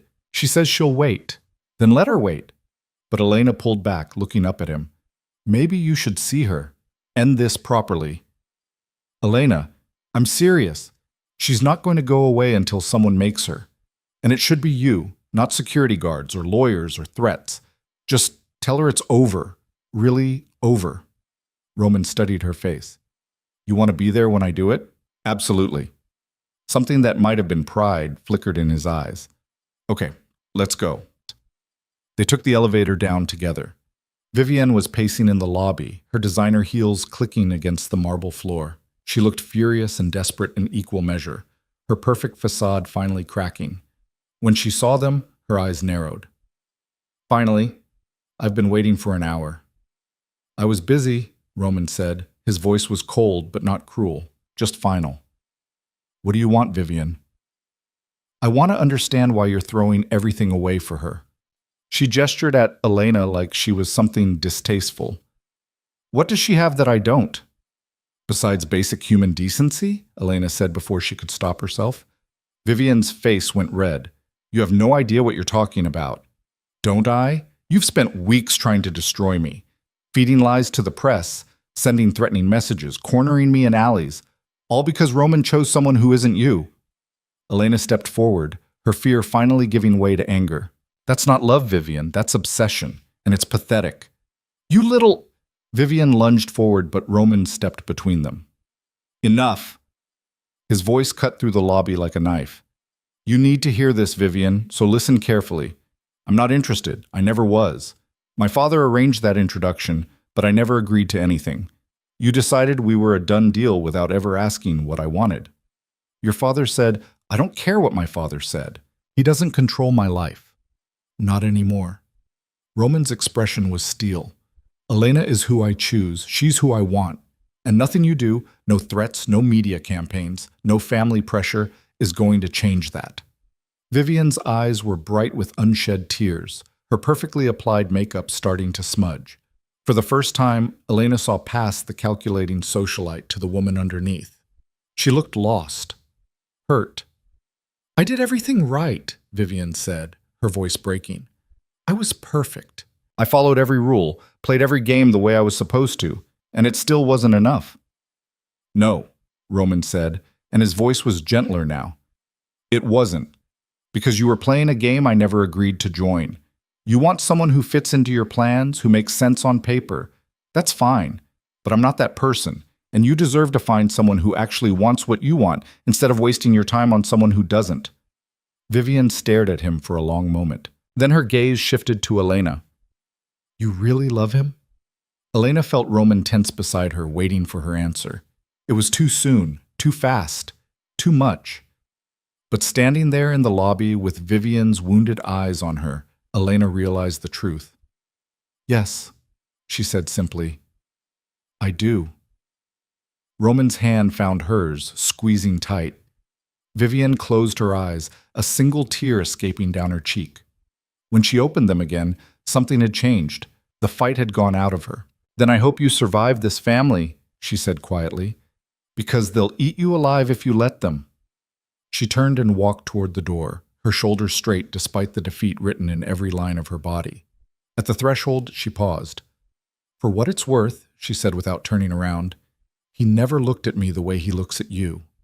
Not once. Then she was gone, disappearing into the Manhattan afternoon. Elena let out a breath she hadn't realized she'd been holding. That was necessary. Roman turned to face her, his expression intense. Did you mean it? What you said? Elena's heart was racing. They were in the middle of the lobby with dozens of employees pretending not to stare. This was the worst possible place for this conversation, but Roman was looking at her like her answer was the only thing in the world that mattered. Yes, she said again. I meant it. I know it's too soon. I know it's complicated, but he kissed her, right there in the lobby, in front of everyone, no longer caring about appearances or strategy or what anyone thought. This was real, raw, and entirely too public. When they finally broke apart, Elena was dimly aware of Claire clapping somewhere behind them, and someone else whistling. Her face burned, but she was smiling too. For the record, Roman said, his forehead pressed to hers, I love you too. Probably have since you called me out on my control issues that first week. Elena laughed, the sound shaky with emotion. We're insane. Probably. He kissed her again, softer this time. But I'm okay with that. The next few weeks were a blur of activity. True to their word, Elena and Roman worked together to prove that his choices hadn't compromised his judgment. They closed 3 major deals, launched a new subsidiary focused on legitimate tech investments, and slowly began winning over the board members who'd been on the fence. It wasn't smooth. There were stumbles, arguments, moments where the stress threatened to pull them apart. Roman's controlling instincts didn't disappear overnight, and Elena's stubborn independence clashed with his need to protect her. But they worked through it, learning to navigate each other's rough edges. Dante watched from the sidelines, his anger simmering but contained. He'd lost this round, but Elena knew he hadn't given up. Men like him never did. One evening, about a month after the board meeting, Elena was working late when her phone rang. An unknown number. She almost didn't answer, remembering the threatening messages. But something made her pick up. Hello? Miss Morales? A woman's voice, professional but warm. My name is Sarah Chen. I'm a reporter with the Manhattan Chronicle. I'm working on a feature about women in business, and I was hoping to interview you. Elena's guard went up immediately. I'm not interested in doing interviews. I understand. You've had a rough time with the press, but this isn't a gossip piece. It's about executive assistants who've become genuine partners in their companies, who've risen beyond traditional roles. Your story fits that narrative. My story is private. Is it? Because from what I've seen, you've been handling significant responsibilities at DeLuca Industries. You were in that board meeting last month. You've been seen at major negotiations. That's not typical assistant work. Sarah paused. I think you have a story worth telling, Miss Morales. One that's about more than just who you're dating. Elena hesitated. Every instinct said to hang up, to avoid giving the media any more ammunition. But Sarah had a point. The narrative about her had been written entirely by other people. Maybe it was time to tell her own story. Let me think about it, Elena said finally. Of course. I'll send you my contact information. Take your time. After she hung up, Elena sat staring at her phone. Roman appeared in the doorway, 2 cups of coffee in hand. Who was that? He asked, setting 1 cup on her desk. A reporter. She wants to interview me. Roman's expression immediately went dark. Absolutely not. Roman, the last time the press got involved, they tore you apart. I'm not letting that happen again. You're not letting me. Elena set down her phone carefully.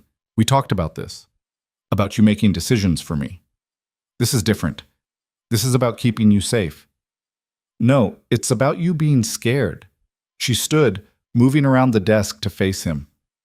I'm scared too, but maybe she's right. Maybe it's time I told my own story instead of letting everyone else tell it for me. Roman's jaw worked. And if they twist it, use it against us, then we deal with it. Together. Elena took his hand. You said you wanted to build something different. That includes being honest, even when it's risky. He stared at her for a long moment, then sighed. You're going to do it anyway, aren't you? Probably. But I'd rather do it with your support. You have it. He pulled her close. You always have it, even when I'm being an overprotective idiot. I know. She kissed him softly. That's why I love you.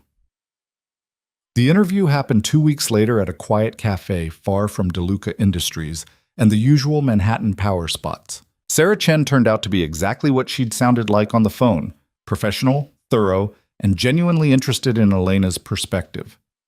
They talked for 2 hours about Elena's background, her education, her journey from temp work to Roman's office, about what it was like to navigate a world that had never been designed for people like her, about the relationship and the scrutiny, and the way it felt to be judged by strangers who'd never met her. What would you say to young women who see your story and think the only way to succeed is to date the boss? Sarah asked. Elena thought carefully before answering. I'd say that's not what this is. Yes, I'm in a relationship with Roman, but I'm also good at my job. I've earned my position through work, not through who I'm sleeping with. And if people can't see that distinction, that's their problem, not mine. That's a strong stance. It has to be. Women are always questioned in ways men aren't. If a man dates someone from work, he's taking what he wants. If a woman does it, she's climbing the ladder. The double standard is exhausting. Elena leaned forward. I'm not going to apologize for falling in love or for being good at what I do. Both things can be true at the same time. The article ran 3 weeks later. The headline read, Elena Morales on love, power, and refusing to apologize. The response was immediate and divided. Some people praised her honesty, her refusal to play the victim or the gold digger. Others doubled down on their criticism, calling her calculated, manipulative, a feminist buzzword. Salad hiding the fact that she'd slept her way up. But something had shifted. The narrative wasn't entirely controlled by hostile voices anymore. Elena had claimed some of her story back. Roman read the article 3 times, then looked at her with something like awe. You're going to change this company whether my family likes it or not. That was always the plan, Elena said with a smile. You just didn't know it yet. That evening, they were having dinner at Roman's penthouse when his phone rang. He glanced at the screen and frowned. It's Lucia, he answered on speaker. Nona. Have you seen the article? Lucia's voice was unreadable. Yes. Good. Then you know your girl has more spine than half the men in this family. A pause. I'm hosting a charity gala next month. Major donors, political connections, the whole circus. I expect both of you to attend. And Elena, you'll need to give a speech. Elena's stomach dropped. A speech? About the DeLuca Foundation's new scholarship program for first-generation college students. You're going to be the face of it. Consider it your official debut as more than just Roman's girlfriend. Lucia, Roman began, but his grandmother cut him off. This isn't a request. She wants to prove she belongs? Fine. Let's see if she can handle the spotlight when it's aimed at her own merit, not just her relationship with you. The line went dead. Elena stared at the phone, her mind racing. This was a test, another one. But this time, it wasn't about surviving hostile dinners or media scrutiny. It was about proving she could stand on her own, even in Roman's world. You don't have to do this, Roman said quietly. Yes, I do. Elena's hands were shaking, but her voice was steady. She's right. If I'm going to be part of this family, part of this company, I need to be more than just the woman standing next to you. I need to be someone in my own right. You already are. To you. Maybe even to Lucia. But the rest of them? Elena shook her head. They still see me as an interloper, a phase. Time to change that. Roman pulled her into his arms, and Elena let herself lean into his strength for a moment. But even as she did, she was already thinking ahead, planning, preparing for the next test. Because Lucia was right about one thing. This family would keep testing her, over and over, in increasingly difficult ways. If she wanted to survive, if she wanted to thrive, she needed to be ready. The gala was a month away. 1 month to prove she was more than just the girl who'd caught Roman DeLuca's eye. 1 month to become someone no one could dismiss or discount. 1 month to show them all exactly who Elena Morales really was. The morning light filtered through Elena's curtains, painting the room in shades of gold and amber. She woke to find Roman already awake, propped on one elbow, watching her with an expression she couldn't quite read. How long have you been staring at me? She asked, her voice still rough with sleep. Not long, but the way he said it suggested otherwise. You talk in your sleep. Elena groaned, pulling the blanket over her face. What did I say? Something about spreadsheets and your mother's empanadas? He tugged the blanket down, smiling. Very profound. She swatted his arm but couldn't help smiling back. Then reality crashed in. Today was the board meeting where Dante would make his move. Roman had mentioned it last night, the threat hanging over everything like a storm cloud. "What time is it?" she asked. 6:30. I need to leave soon." He ran a hand through his hair, the gesture betraying his nerves. "The meeting's at 9. Elena sat up, suddenly wide awake. "I'm coming with you." "Elena, don't. We said we're in this together, remember? That means I don't sit home while you walk into an ambush alone." Roman looked like he wanted to argue, but something in her expression must have convinced him. "Okay, but you stay quiet during the meeting. Let me handle my father." "I'm not an idiot. I know how board meetings work." "I know you do." He pressed a kiss to her forehead. "That's not what I'm worried about." They arrived at the office an hour later, both dressed for war. Roman in a charcoal suit that made him look even more imposing than usual. Elena in a navy dress that the stylist had picked out weeks ago. Professional armor for a professional battlefield. Claire met them in the hallway, her expression tight. "They're already gathering. Your father brought 3 board members with him, Morrison, Chen, and Volkov. They've been in there for 20 minutes. Getting their story straight," Roman said grimly. He turned to Elena. "Last chance to wait in my office." Not happening. The boardroom was all dark wood and leather chairs, with floor-to-ceiling windows overlooking the Manhattan skyline. Dante sat at one end of the massive table, flanked by the 3 board members Claire had mentioned. They all looked up when Roman entered, their expressions ranging from hostile to carefully neutral. And sitting in the corner like a spectator at a gladiator match was Vivian. Her presence was a calculated insult, a reminder that she still had connections here, still had power. Roman's jaw tightened, but he moved to the head of the table without acknowledging her. Elena took a seat along the wall, close enough to support him, far enough to stay out of the direct line of fire. "Let's get started," Dante said, not bothering with pleasantries. "We're here because recent events have raised serious questions about Roman's judgment and his ability to lead this company." "Recent events," Roman repeated flatly. "You mean my relationship?" "I mean your reckless decision to publicly attach yourself to an employee, creating a liability that's already cost us business." Dante gestured to Morrison, a gray-haired man with cold eyes. "David, share the numbers." Morrison opened a folder. "The Castellano deal has fallen through. That's $40 million in lost revenue. 3 other partnerships are under review because our associates are questioning the stability of leadership, and media coverage has been overwhelmingly negative, which affects investor confidence." "Media coverage that was orchestrated by the Castellanos as retaliation," Roman countered. "You're blaming me for their tantrum."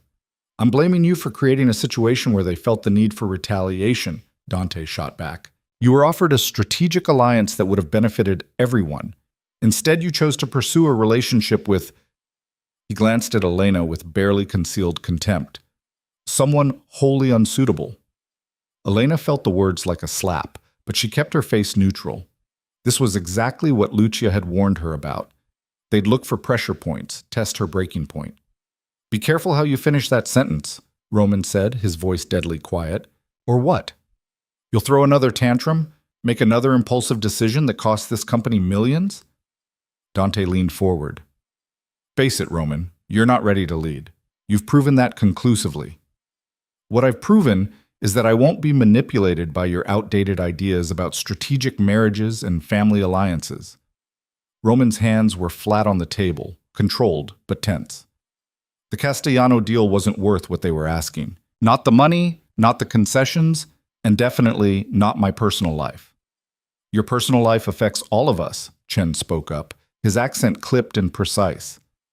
"Whether you like it or not, you represent this company. Your choices reflect on our reputation. Then maybe you should be more concerned about the reputation we had before I took over," Roman said.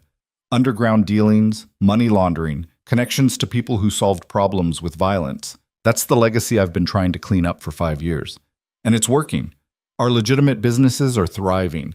We're expanding into new markets without breaking laws, and we're building something sustainable. But apparently that doesn't matter because I won't marry who you tell me to." The room fell silent. Elena saw something flicker across Morrison's face. Was it doubt? Dante's expression hardened. This isn't about one relationship. It's about a pattern of behavior that puts his interests above the company's. Then call for a vote, Roman said. Isn't that why we're here? You want me out, make it official. Roman, Volkov started, but Dante cut him off. Fine. I'm calling for a vote of no confidence. All in favor of removing Roman DeLuca from his position as CEO. Elena's heart hammered in her chest. This was it. Everything Roman had built, everything he'd worked for, coming down to this moment. Dante's hand went up immediately. Chen followed, his expression apologetic but firm. Morrison hesitated. His eyes moved from Dante to Roman, weighing something Elena couldn't see. David, Dante prompted. We discussed this. We discussed a lot of things. Morrison sat back in his chair, his gaze settling on Roman. But I'm not convinced this is the right move. Dante's face flushed. Excuse me? You heard me.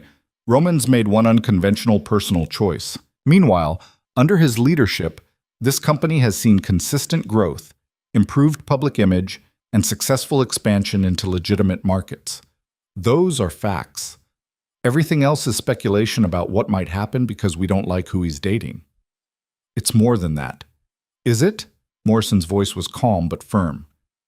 Because from where I'm sitting, it looks like a power play disguised as concern for the company. And I didn't build my career by confusing the two.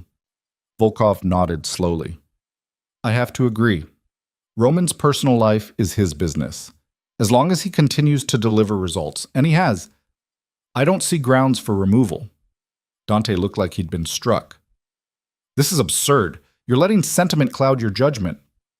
No, Morrison said. I'm letting results speak for themselves, and right now, they're speaking pretty clearly. The vote was called. 2 in favor of removal, Dante and Chen. 3 against, Morrison, Volkov, and the other board members who'd remained quiet, but now made their positions clear with raised hands. Roman had won. Barely, but he'd won. Dante stood abruptly, his chair scraping against the floor. This isn't over. Yes, it is. Roman's voice was steel. You made your play, and you lost. Now you have a choice. Accept it, and continue working with me to build this company, or step down and let someone else take your position. The threat hung in the air. Dante stared at his son for a long moment, something ugly and defeated crossing his face. Then he turned and walked out, his footsteps echoing down the hallway. Chen and the others followed, leaving just Roman, Elena, and Vivian in the boardroom. Vivian stood, smoothing her skirt. Congratulations, you've won this round. There are no rounds, Vivian. There's just reality. And the reality is that this, he gestured between himself and Elena, isn't going away. We'll see. Her smile was sharp, dangerous. Your father might have failed today, but there are other ways to make someone's life difficult. Ways that don't require board votes or official channels. She started toward the door, but Elena stood, blocking her path. Stop, Elena said quietly. Vivian raised an eyebrow. Excuse me? I said stop, all of it. The threats, the games, the manipulation. It's done. And who's going to make me? You? Vivian laughed. You're nothing. A temporary distraction that's still standing here while you're the one who got rejected, Elena interrupted. You can tell yourself whatever story you need to sleep at night. But the truth is, Roman didn't choose you. He chose himself. And part of that choice was me. That must really hurt, knowing you did everything right according to your family's rules and still ended up alone. Something cracked in Vivian's expression, a flash of genuine hurt before the mask slammed back into place. You'll regret this. Maybe, but at least I'll regret something I chose, not something someone else decided for me. Elena stepped aside, clearing the path to the door. Now get out! Vivian left without another word, her heels clicking against the marble like gunshots. When the door closed behind her, Elena let out a shaky breath. Roman was at her side immediately, his hand on her back. You okay? He asked. I think so. She turned to face him. Did that just happen? Did we actually win? We did. For now. His expression was cautious, guarded. But my father's not going to let this go easily. And Vivian, we'll do whatever Vivian's going to do, Elena finished. But we'll handle it. together. Roman pulled her close, and for a moment they just stood there in the empty boardroom, holding each other while the city sprawled below them. "I need to tell you something," Roman said finally, his voice muffled against her hair. Elena pulled back to look at him. "What?" "This thing between us, it stopped being fake for me weeks ago. Maybe even from the beginning. I just didn't want to admit it because it complicated everything." Her heart stuttered. "Roman, let me finish." He cupped her face in his hands. "I know this is messy and complicated and possibly the worst decision I've ever made. But I also know that when I'm with you, I feel like I can be someone other than what everyone expects. Someone better. And I don't want to lose that." Elena's eyes burned with tears she refused to let fall. "You won't. Lose it, I mean. Lose me. I'm not going anywhere. You promise?" "I promise." He kissed her then, and it felt like sealing a vow. The next few weeks were a blur of activity. Dante made good on his threat, not by trying to remove Roman again, but by making his life difficult in smaller, pettier ways. Meetings scheduled at inconvenient times, resources suddenly unavailable, connections that mysteriously dried up. It was death by 1,000 cuts, and Elena watched Roman weather it with a patience she hadn't known he possessed. Vivian, true to form, tried a different approach. She started rumors, carefully crafted lies about Elena's past, about debts and scandals that didn't exist but sounded plausible enough to require constant refuting. It was exhausting, but Elena refused to back down. "She's desperate," Lucia said one evening. They'd started having weekly dinners, just the three of them, and Elena had grown to appreciate the older woman's brutal honesty. "Desperate people make mistakes. Just wait." The mistake came 2 months later. Vivian had been quietly meeting with several of the company's smaller investors, spreading concerns about Roman's leadership and hinting that a change might be necessary.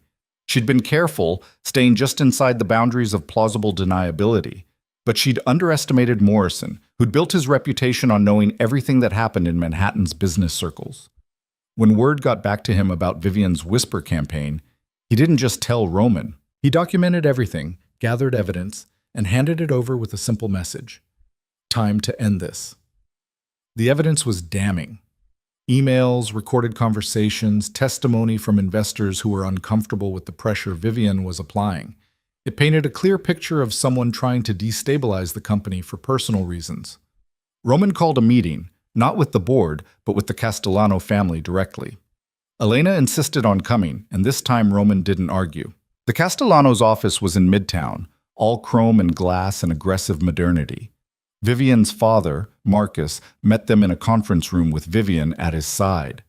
Her confidence faltered when she saw what Roman carried, a folder thick with evidence. "We need to talk," Roman said, setting the folder on the table. Marcus glanced at it, then at his daughter. "About what?" "About the fact that your daughter has been actively working to undermine my company. Not because of business concerns, but because she's angry that I didn't marry her." Vivian went pale. "That's ridiculous." "Is it?" Roman opened the folder, spreading out documents. "Because I have emails where you explicitly tell investors that my leadership is unstable, recordings of phone calls where you suggest they pull their funding, and testimony from 3 separate sources that you threaten to leverage your family's connections to hurt the company if I didn't break up with Elena." Marcus's face darkened as he scanned the documents. "Vivian, what is this?" "He's lying. I have timestamps, recordings, and witnesses," Roman said flatly. "I'm not lying, and you know it." The silence that followed was suffocating. Marcus looked at his daughter with something Elena recognized from her own childhood, disappointment so profound it hurt worse than anger. "Get out," Marcus said quietly. "Daddy, I said get out." His voice rose. "You've embarrassed this family, jeopardized our business relationships, and acted like a spoiled child who didn't get her way. We're done here." Vivian looked at Roman, then at Elena, her expression crumbling. "This is all your fault, both of you." "No," Elena said firmly. "This is your fault. You had a choice. You could have accepted that Roman wasn't interested and moved on with your life. Instead, you decided to burn everything down. That's on you." Vivian fled the room, and they could hear her crying in the hallway. Elena almost felt sorry for her. Almost. Marcus rubbed his face. I apologize for my daughter's behavior. It was unacceptable. Will this affect our business relationship? Roman asked carefully. It shouldn't. What Vivian did was personal, and she'll face consequences for it. But the Castellano family doesn't let personal matters interfere with good business. He extended his hand. We may not have the alliance my daughter wanted, but there's no reason we can't work together professionally. Roman shook his hand, and Elena felt something loosen in her chest. It was over. Finally, over. In the car on the way back, Roman was quiet. Elena took his hand. You okay? She asked. I keep thinking about what my father would have done in that situation. He would have destroyed her completely, made sure she never worked in this city again, maybe worse. He looked at Elena. But that's not who I want to be. You're not him, Elena said firmly. You proved that today. You held people accountable without being cruel. That's the difference. Is it enough? It's more than enough. That evening, they went to Elena's apartment. It had become their refuge, the place where they could drop the masks and just be. Elena made pasta while Roman opened wine, and they ate dinner on her couch like normal people who didn't have boardroom battles and family drama to navigate. I've been thinking, Roman said, setting down his fork, about what comes next. Elena's stomach tightened. What do you mean? I mean this arrangement we had, the 3-month deal, the contract. That's over, right? We're past that. Way past it. So I want to make this official, real, not a performance or a strategy, just us. Elena's heart swelled. I want that too. Even knowing what it means, the scrutiny, the pressure, the fact that my family will always be complicated. Even knowing all of that. She moved closer, taking his hand. But I have conditions. Roman smiled. Of course you do. I'm keeping my job, not as your assistant. I'll find something else in the company or somewhere else entirely. But I'm not going to be known as just your girlfriend. I need my own identity, my own career. Done. What else? We make decisions together. No more unilateral moves, no more protecting me from information you think I can't handle. Equal partners in everything. Agreed. And we get our own place. Not your apartment, not mine. Somewhere that's ours, that we build together. Roman was quiet for a moment. Then, move in with me. Or let me move in here, whichever you want. But I don't want to spend another night wondering when I'll see you next. Elena's breath caught. That's fast? We've been living in each other's pockets for 3 months. How much faster can we go? He cupped her face.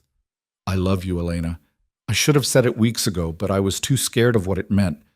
But I'm done being scared. I love you, and I want to build a life with you. Whatever that looks like.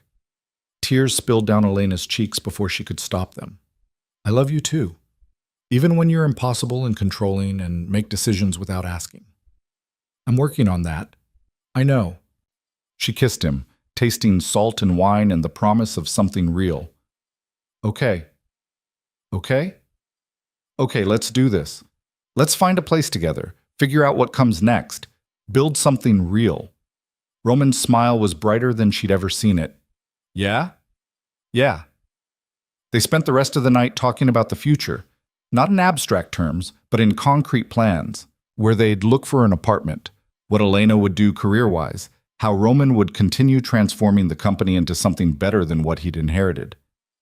I want to start a foundation, Roman said at one point. They were lying on her couch, Elena tucked against his side, using some of the family's money for actual good, education programs, small business loans for people who can't get traditional financing, the kind of thing that helps people like you, smart, capable, just needing a break. Elena's chest tightened. That's a good idea. A really good idea. You could run it, if you wanted. You understand what it's like to need those opportunities better than anyone I know. I'll think about it, Elena said, but she was already imagining it, a chance to use everything she'd learned to help people who'd been where she'd been. It felt right. The next morning, Elena woke to her phone ringing. Her mother's number flashed on the screen. Mama? She answered, still groggy. Elena, mija, did you see the news? Elena's stomach dropped. What news? She put her mother on speaker while she pulled up her phone's browser. Roman stirred beside her, instantly alert. The headline made her breath catch. DeLuca Air announces major philanthropy initiative and officially confirms relationship. Below it was a statement from Roman, released early that morning. Elena read it twice, her heart pounding. I'm pleased to announce the creation of the DeLuca Foundation for Educational and Economic Opportunity. This foundation will focus on providing resources to talented individuals who face systemic barriers to success. The foundation will be directed by Elena Morales, whose own experiences and insights will guide our mission to create real, lasting change. Additionally, I want to address the speculation about my personal life. Elena is not my assistant, not a distraction, and not a temporary arrangement. She is my partner in every sense of the word. Her integrity, intelligence, and strength have not only changed my life, but have inspired a new direction for my family's legacy. To those who questioned her character or motivations, you were wrong. And to Elena, thank you for seeing who I could be, even when I couldn't see it myself.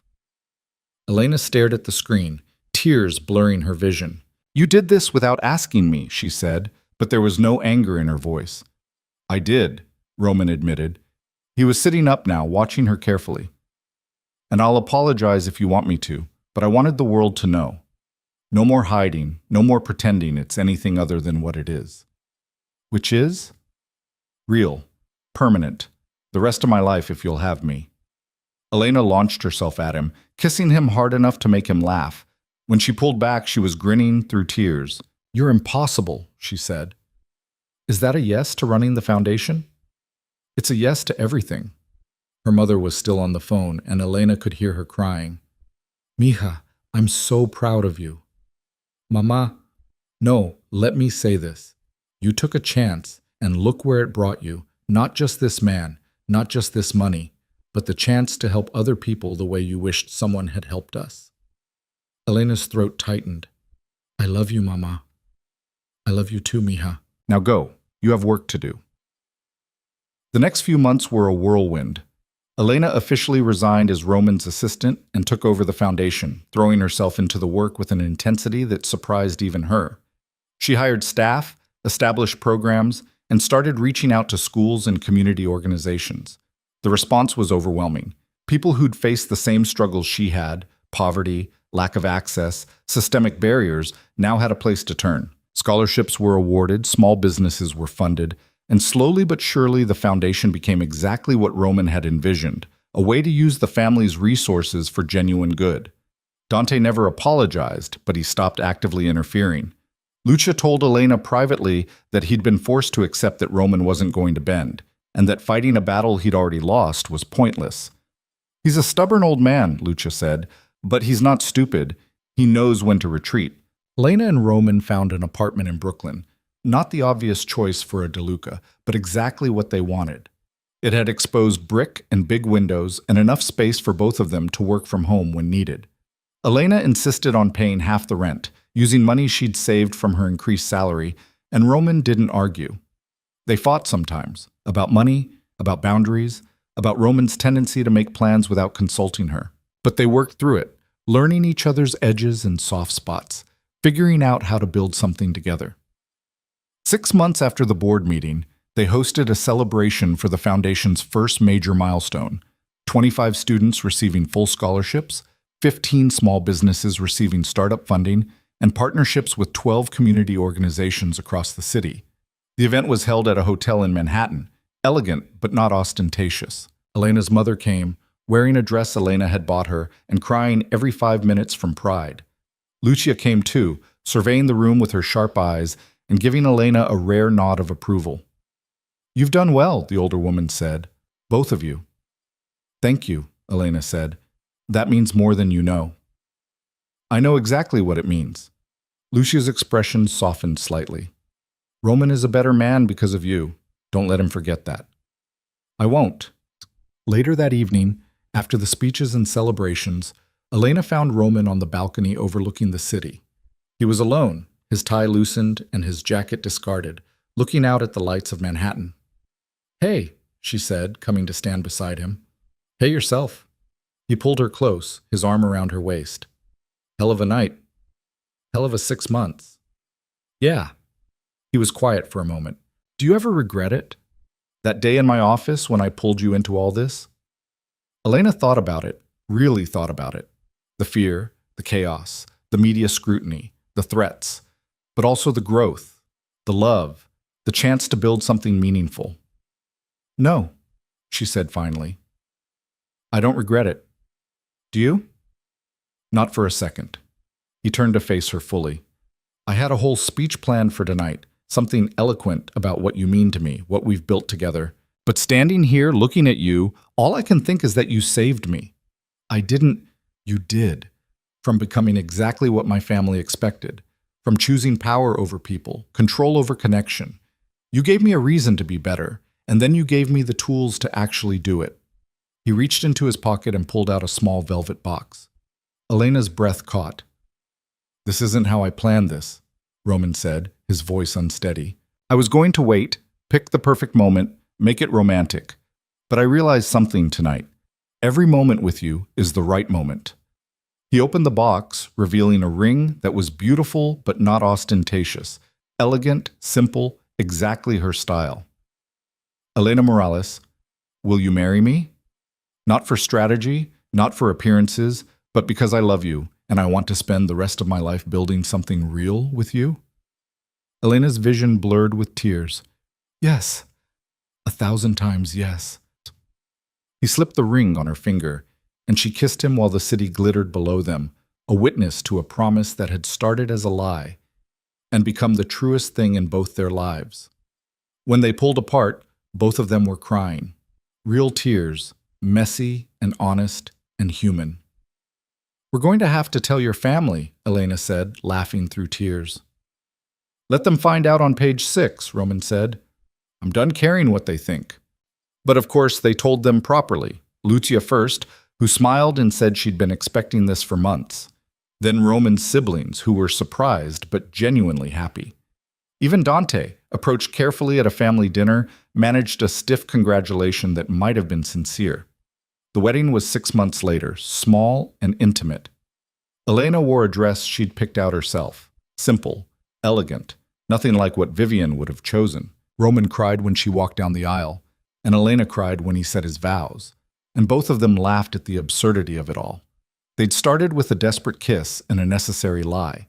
Now they were standing in front of the people who mattered, making promises they intended to keep. After the ceremony, as they danced their first dance as husband and wife, Elena leaned close to Roman and whispered, "Thank you." For what? For grabbing me that day. For making the worst decision of your life. He laughed, pulling her closer. Best decision of my life. That too. And it was. Against all odds, against every expectation, they'd taken something fake and made it real.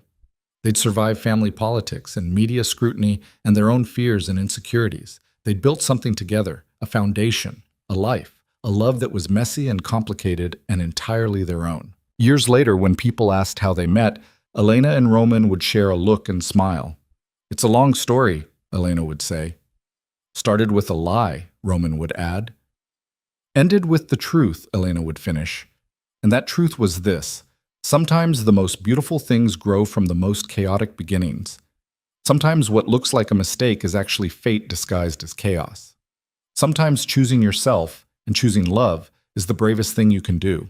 Elena had walked into that office expecting a job. She'd gotten an empire instead. Not one built on money or power or fear, but on something more valuable. Partnership, respect, and the kind of love that transforms everything it touches. The fake relationship that was supposed to last 3 months had become a lifetime. The lie had become their truth. And the dangerous kiss that started it all had become the foundation of something unbreakable. In the end, that was the real story. Not about a mafia boss and his assistant, but about two imperfect people who chose each other every day, even when it was hard, even when it was messy, even when the whole world said it wouldn't work. They proved everyone wrong. Together.